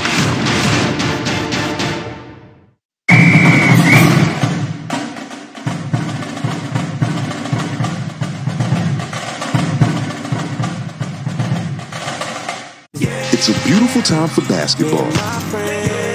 Lakers Bucks in a special all-cast with Stephen A, part of a doubleheader, Friday on ESPN. Lakers Bucks in a special all-cast with Stephen A, part of a doubleheader, Friday. Experience the ACC Big Ten Challenge begins Wednesday at 7:15 on ESPN. 12 minutes to play in this, the home finale for Georgia State, trying to pick up their 5th win of the season, leading ULM 28-23. And 3 hours to tip off. Back half of our ESPN Plus doubleheader is Georgia State men's basketball playing host to Georgia Tech tonight, 7 o'clock airtime on Plus with Dave Cohen and Lamont McIntosh on the call. See that actual window there? You can look out one side and see the downtown skyline inside it. It's beautiful. 1st and 10, ball at the 47 for the Panthers. Carroll again lunges forward across the 50 down to the 49. Been a lot of Marcus Carroll on this drive right now, and he's up to 80 yards rushing for the game. Panthers trying to score and also shorten the game by taking time off the clock. Carroll stuck in the backfield. Not that time. Another big tackle by Kennard Snyder. He came knifing in to make that play. Big stop by number 12. Got Carroll and wouldn't let go. Snyder's one of those young guys that's really made an impact here over the last month of the season. 3rd down and 8.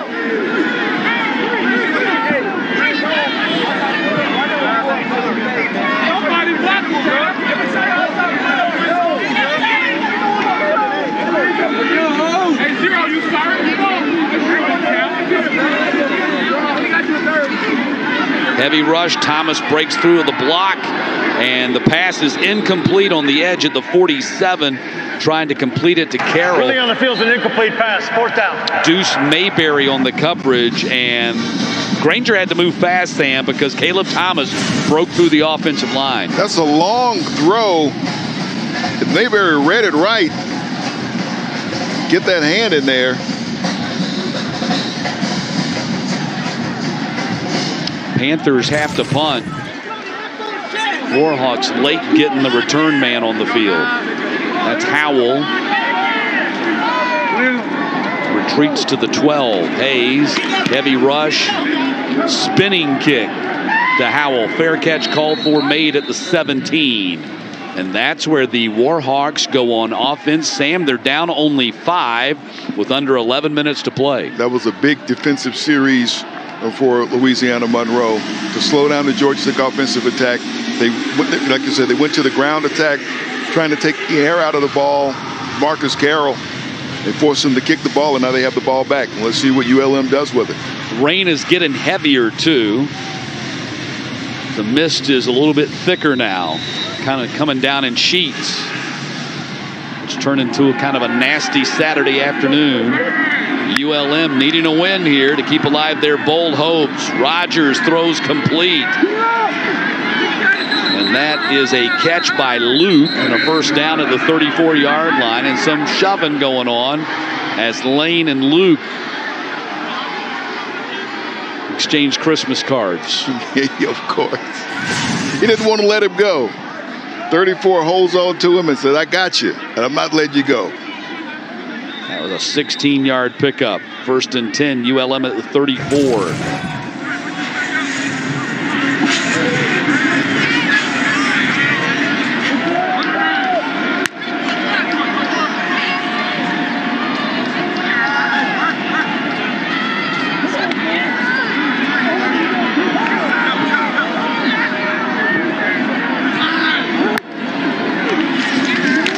Malik Jackson up the middle, made a man miss. Still on his feet, and Malik Jackson, a strong 11-yard run up to the 45-yard line. Just determined, and now we got a penalty flag, some things after the play here. Not sure who that's going to be against, but hard running by Jackson.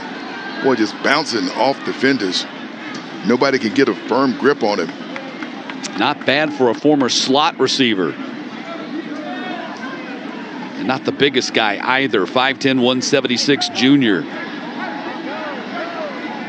And they're still talking. You see Sean Elliott, he's saying they started it. And I'm sure on the other sideline they're saying they started it. Delta play down after the play. Unsportsmanlike conduct, offense number 9. That's number 9's first unsportsmanlike conduct foul of the game. 15-yard penalty. It will be 1st and 10. Alred Luke called for the penalty. That's a big one right there. If I was him, I wouldn't want to go to the sideline anytime soon. No. You just picked up the first down at the 45, and now you back it up to the 30.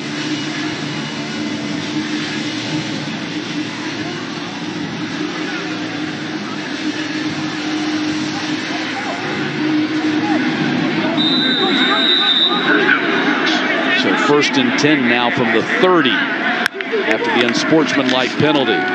Rogers up top, far sideline, caught, look back catch at the 48-yard line by Fred. Picks up 18. Fred's out there with Jalen Jones, one-on-one coverage, and he gets Jones, kind of turns around, and he makes the catch. And that's what ULM needed. First down. 15th first down of the game for the Warhawks.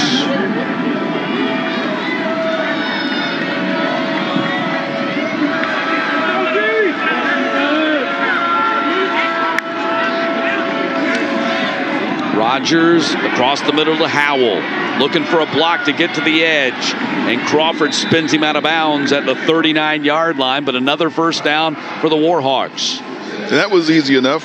Rogers got it out of his hands quick. Crossing route. 4 catches, 70 yards now. building up towards his per game average. 1st and 10, ball at the 39.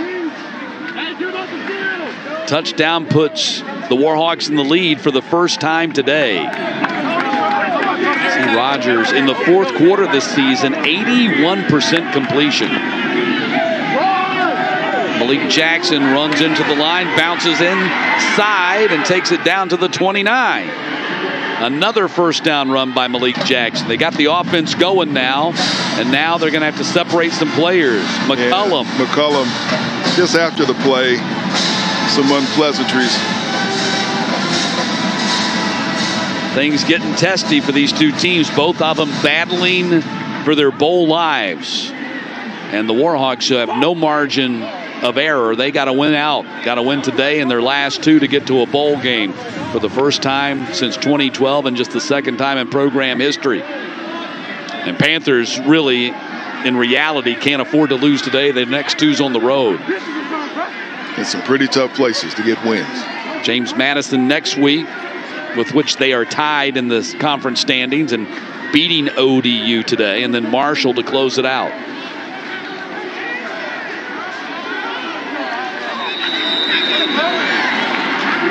From the 29.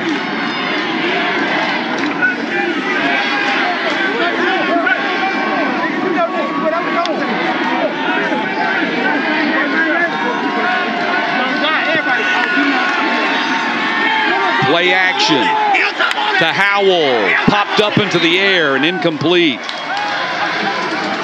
Quay White. Good show of sportsmanship right there. Just 2 guys battling for the ball. They've been going at it all day long. Passes out there. Quay White gets there, gets a hand on it. Show of respect. 2nd down and 10.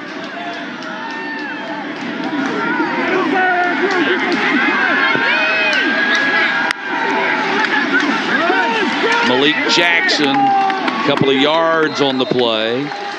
Tackle made by Dennis at the point of attack. 6 tackles for Javon Dennis today, 2.5 TFL. He's been battling in there all day long. It brings up 3rd down. It's a big 3rd down play here. 3rd down and 8. We're getting late. 8 minutes to go. You got to figure the Warhawks going to get only another possession or 2. So incumbent upon them to try to score right here.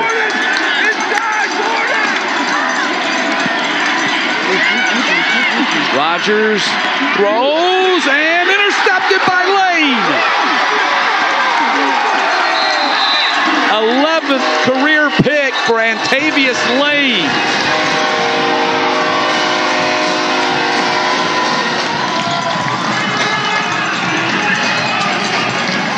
In the right place at the right time.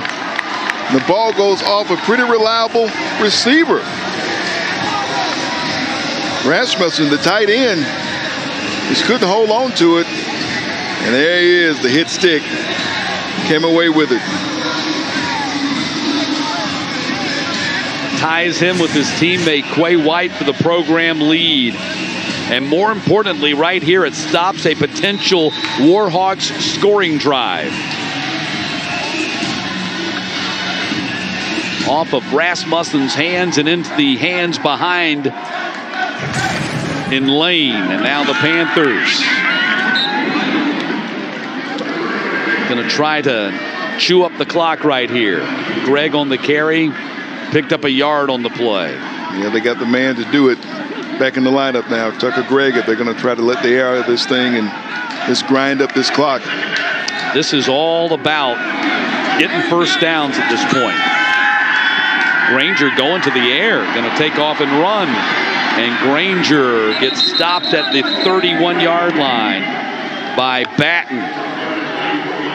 Just continues to have a big tackle game that gives him 12 stops in this game. Great stop by Batten on that play, but it brings up 3rd down. You want to see what Georgia State dials up here. Panthers 12 for 18, 67% on 3rd downs today.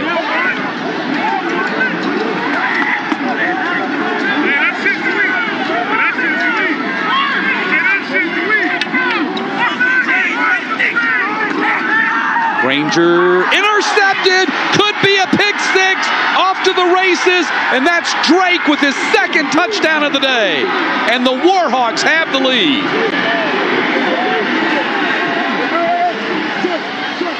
Quay Drake in the right place, read it right. He watched Darren Granger's eyes and knew he was going for Aubrey Payne the entire time. And you wonder if that was long enough to get the first down. I'm not sure it was. He steps right in front of it, and there's nothing in front of it but grass. Really shocked that the Panthers were even throwing the ball right there. The pick six by Drake, who scored on a 23-yard punt return off a blocked kick earlier in the game. And a 29-28 lead for ULM. They'll line up and go for two to try to make this a three-point game.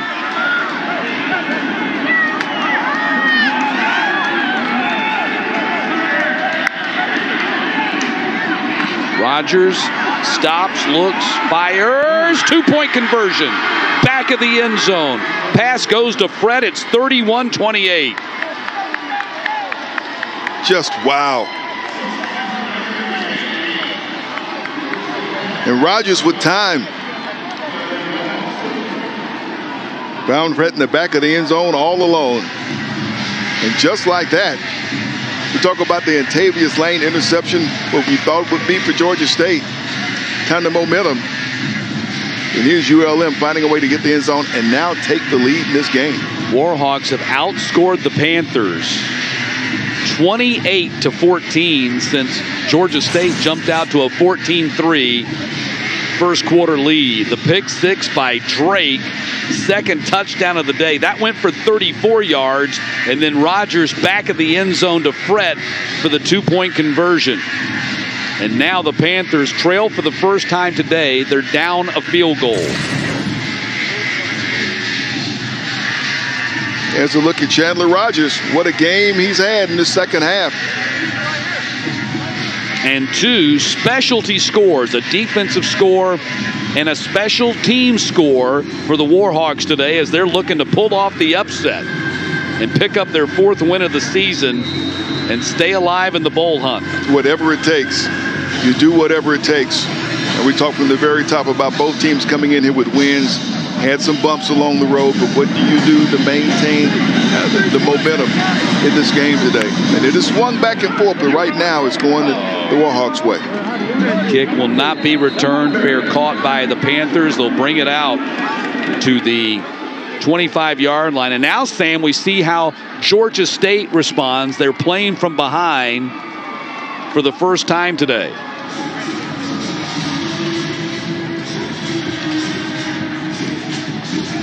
So the Panthers with a lead for pretty much all of the first 54 minutes of the game, now trying to rally on their home field. Got Marcus Carroll back in at running back. I was really surprised the Panthers threw it right there. Keeper by Granger on the RPO read. He gets thrown out of bounds at the 30-yard line. Picked up 5 on the play. That was Batten again with the tackle. He has been relentless. 44. 14 tackles, 12 solo tackles for Batten today. Carroll lunges forward to the 33. Going to bring up a 3rd and 2. And like I said, I was really surprised the Panthers were even throwing for the first down right there, knowing that a run, even if you don't convert, at worst, chews up another 45 seconds off the clock, and then you punt. Let's go, let's go. 3rd down and 2. Carroll going to get the first down. And more than that, up to the 40-yard line. Jabari Jackson, the star backer, making the tackle. Nice running there by Carroll. In traffic, picking his way, but getting enough for the first down, keeping the chains moving. Sam, the Panthers have 480 yards, Warhawks 299, but ULM leads 31-28. Mistakes have been the big problem for Georgia State today. And Carroll gets stopped in his tracks and takes a 2-yard loss on the play. Seth Mason, defensive tackle. 94 just gets things started. The rest of the white jerseys come in there and finish it off. Nothing doing for Carroll. Got a tackle for loss here. 2nd down and 12. Panthers playing behind the sticks now. Granger, time in the pocket, throws, and juggled and dropped at the 47-yard line by Tyleek Williams. He hasn't had the best of games today. Boy, it seemed like he got that one, had a grip on it. Maybe he wanted to adjust the grip on it, just got away from him. Here he is. He's fumbled twice, lost once, dropped a catch right there. 3rd down and 12.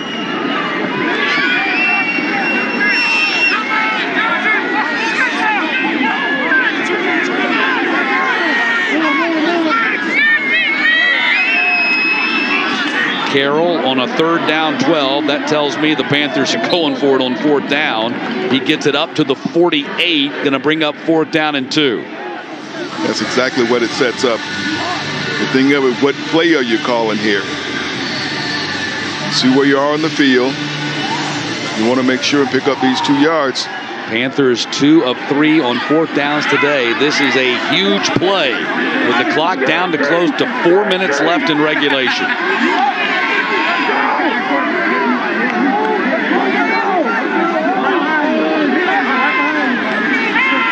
Granger flushed out of the pocket. He's going to try to run for the first down. Won't get it. He will not get it. Woodard with the tackle. And the ball goes over on downs. Boy, tried to call his own number. And Woodard was right there. Make the line to gain. Turnover on downs. First down, ULM. Watch for 9. Gets there, makes that tackle, and nope, not enough for the first down. Big defensive stop. So now the Georgia State defense has to get the ball back. And Georgia State has all 3 timeouts remaining, so that's good news for them. But Woodard chases Granger down in the open field, comes up about a yard short on 4th down.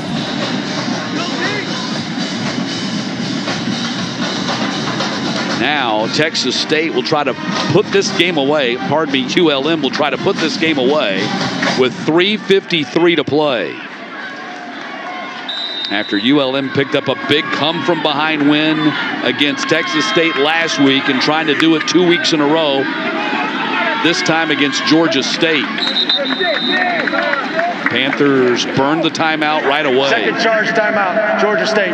This will be a 30-second timeout. So they only have 1 remaining. Correction, timeout on the field.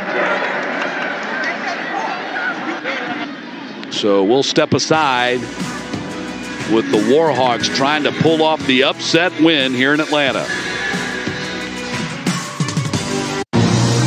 Follow your passion wherever it may lead. To the middle of nowhere, apparently. Who are you? I'm from Edmonds. Nobody knows the car marketplace better. For instance, this model's hard to find. Could be because we're in the middle of the desert. We'd recommend a certified pre-owned model instead. You get similar features and a factory-back warranty. Can we still look beautiful? You do you. For unbiased research, reviews, and industry expertise, go to Edmunds First. We drive it like it is. What are you looking at? The newest thing from Pizza Hut isn't pizza at all. It's cheesy, so crispy, loaded with toppings, and just $6.99. Enough for 2, price for 1. New Pizza Hut melts, just $6.99. I be like,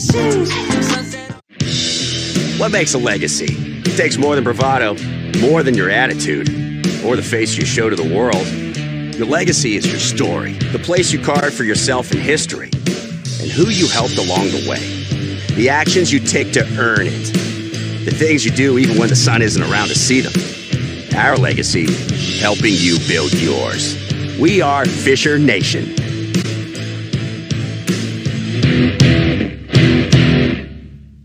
With Metro.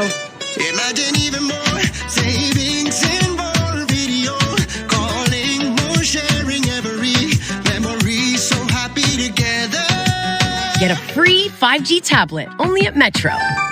Lakers Bucks, and a special altcast with Stephen A., part of a doubleheader, Friday. It's a beautiful time for basketball, where freaks challenge kings and dynasties old and new collide. Lakers Bucks, and a special altcast with Stephen A., part of a doubleheader, Friday on ESPN.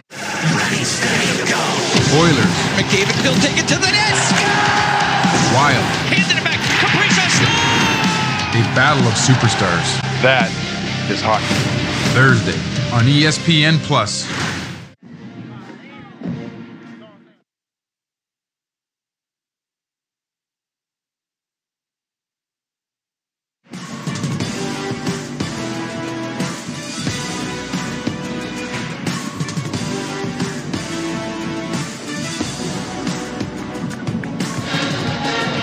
ULM has rallied from a 14-3 and 21-10 deficit to lead this one 31-28. On the scoreboard, James Madison, big league. Arkansas State leads UMass.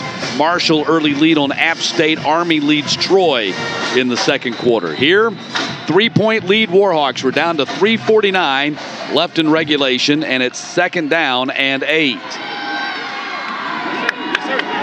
Right up the middle, Panthers trying to rip the ball away from the running back, Malik Jackson. Third and final charge timeout, Georgia State. The Panthers just used their last timeout. So a 3rd and 7 coming up. The Warhawks doing what I thought the Panthers would do when they had the lead. And that's just run the ball and try to burn clock. They're trying to, of course, the Panthers have now used their final timeout. You got 3:45 to go in the game. You got to come up with a big play here on third down, and even with that, you know, how long, you know, does ULM take before their next play, which is either a punt or a field goal attempt? It's like it would have to be a punt from this area.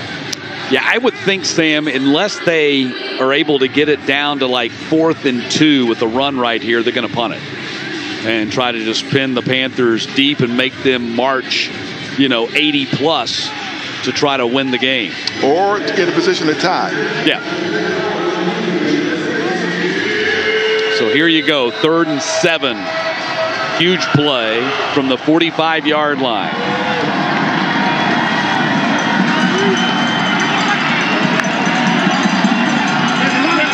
Spin move, Rodgers, heavy rush, batted down. Big defensive play by the Panthers as Abraham comes up with the batted pass, and it's 4th down. 48, Justin Abraham comes up with a big play for his team when they need it. And now a punting situation for ULM. One of the guys who's been called on to play that spot in the linebacker position with Blake Carroll out for the season. Gets his hands up at just the right time. Abraham with 4 tackles today, 3 solos, and a big PBU right there. So McCormick standing at his 42 to kick. Spiral kick. Flag dropped. Ball hits at the 5, bounces backwards and out of bounds at the 13-yard line. Batted out of bounds by the linebacker. Have they cloned that guy, Michael Batten or something? He is all over the field. Prior to the snap, delay game, kicking team, 5-yard penalty, remains 4th down. So Panthers going to make him kick again since the ball went out of bounds at the 11.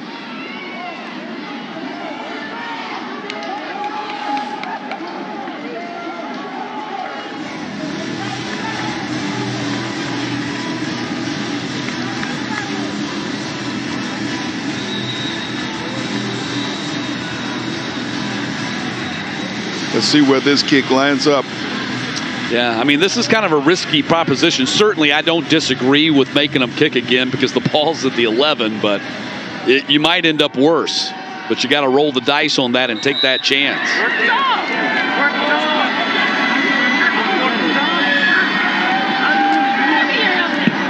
McCormick angles the ball, and Williams makes the fair catch, so it does work out a little bit better.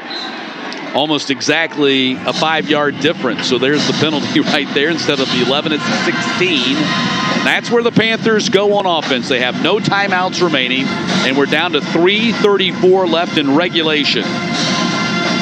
Probably got to get the ball to, what, at least the 30-yard line for Hayes. Maybe somewhere between the 35 and the 30 to try a tying field goal.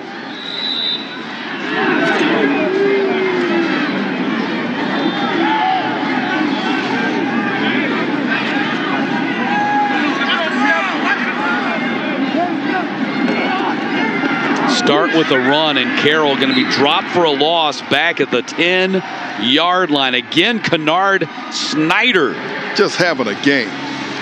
This is having a tremendous game. Here's another look at him. Coming in, get that stop on Carroll. Nothing doing. Second TFL for Snyder. 6 total tackles for the redshirt freshman. Granger going to run out of the pocket. Got a man to beat on the edge, and does, and steps out of bounds at the 23. Going to bring up 3rd and 3. Granger can't find a receiver that he likes, and now he takes off to run. As a defender comes up, gets by defender. I don't know who lit a fire under the ULM defense, but after they fell behind 14-3, they were different. Have not been the same the rest of this game. Carroll not going to get it. It's going to bring up 4th down. Stopped at the 25-yard line, and the game's on the line right here. Got to have it. We got player down. Broadway, who had to come out of the game early. Time out for an injured player. So they're going to make him come off the field. Come off the field. Mason Cook going back in. 68, either here, Avery Reese. And the Panthers have 2 tight ends on the field now. Bird and Payne on the field for a 4th and 1 game on the line. Panthers don't get the first down here. It's pretty much over.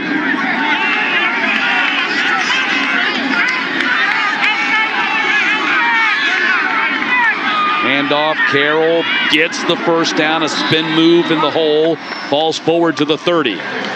Panthers still alive. Clutch run right there. 1st and 10, ball at the 30. Panthers probably need another 40 yards to get in field goal range here. Granger looks to one side, now in the middle, going through his progressions, and he's sacked, fell on top of the loose ball, got stripped on the play by Tillery, the corner, and fortunately for him and the Panthers, he was able to fall right on the fumble. Game nearly ended right there. Never saw Tillery coming. There's 0. Comes right up behind him. Yeah. Everybody's covered downfield. Went through his progression tree, couldn't find anybody. Firing in the middle and incomplete. Looking for Williams. And now it's 3rd down and 16. Time running out on the Panthers. Hard wind blowing down there on the field. You can see the wind rippling the sweatshirt of Granger.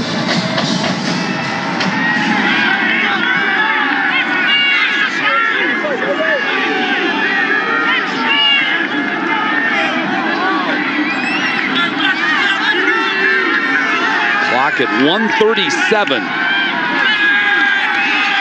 Heavy rush. Granger steps aside, throws, and broken up. Broken up, trying to get the ball there to the receiver. I think that was Thrash they were going to, David or was Gotze it Cradle? Gotze Jr. comes up with that play. No, it was Williams, Tyleek Williams. And David Gotze, Panthers down to maybe their final play in the game, 4th and 16.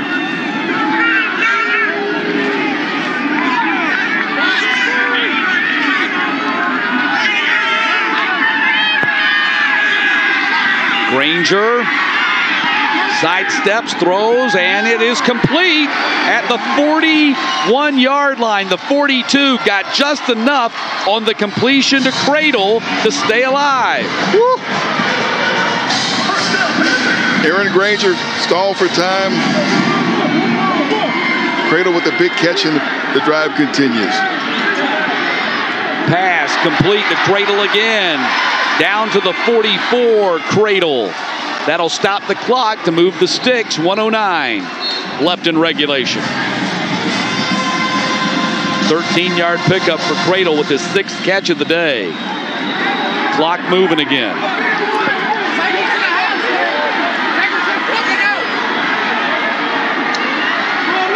Caught. Carroll breaks a tackle down to the 37. Clock still moving. 50 seconds to go. Do they spike it or run the play here? Hayes warming up on the sideline for a potential field goal. The officials won't let him go. They're substituting players in and out. The crowd going crazy. Clock down to 34. Granger gets away from a sack, fumbled the ball, back at the 50. 24 seconds, 23 seconds. Clock is moving. Panthers have no timeouts. They got to spike it here. 15 seconds. Spikes it with 13 seconds. Woo. It's a lot of time that went off the clock. Those players, substitutions. Well, the officials, by rule, when the offense substitutes, you got to give the defense the opportunity to substitute in kind. But they stood over the ball and a good 10-plus seconds ticked off as the substitutions were made. And now the Panthers are down to their final play with 13 seconds. If they get a first down, that will stop the clock. And they've got the opportunity to spike the ball. If they don't get the first down, the game is over. Granger throws. It's caught. Did he get the first down? Check the spot. No, nope. He didn't get it. Did not. And ULM is going to win the game. What a win for ULM. What a game for them. ULM rallies for the second straight week. They rally from a double-digit deficit to get a win and keep alive. The line to gain. Ball turned over and downs. First down, ULM. And they keep alive their bowl hopes and seriously dent Georgia State. They really do. Here's another look at it. Looks like the catch there with forward progress should be spotted at the 44. Either way, it's not enough. He's got 1 foot that's over the line. Yeah, but the ball's at the 44. The ball doesn't come over. And that will do it. What a huge win for the Warhawks today. They will improve to 4-6 and 3-3 in the conference. Panthers will drop to 4-6 and 3-3 in the conference. That does end any hopes of an East Division title, as slim as they may have been. The field is that the runner did not make the line to gain for a first down, and the ball was turned over on downs. Previous plays under further review. So they're going to review that, which is the appropriate thing to do, but I don't think they got there. I think they come up a yard short. The key will be, where is the ball in relation to the sticks when he catches it? So right there, it looks like, well, it's a lot closer than I thought right there. Yeah. It's right there on top of the 35. Wow, a lot closer as we slow it down and look at it. Because you got 1 foot beyond that. The key is where the ball is. It's, you know, kind of like a plane going straight up into space.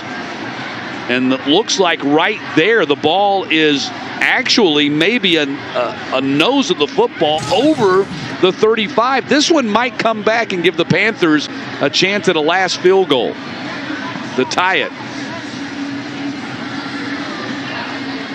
It is awful close.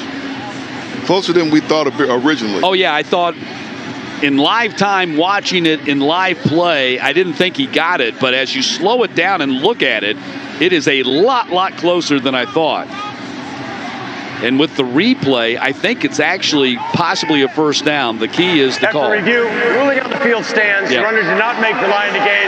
First down, ULM. Now, the key here is this. The replay officials don't get to look at it in that slow motion time like we did. They have to watch it in live time. So they saw it just like we did in live time, that it was not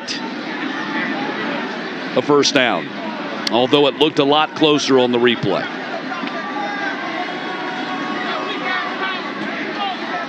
So victory formation for the Warhawks. A disappointing day for the Panthers, who will now have to win twice on the road to extend their bowl streak to 4 consecutive seasons.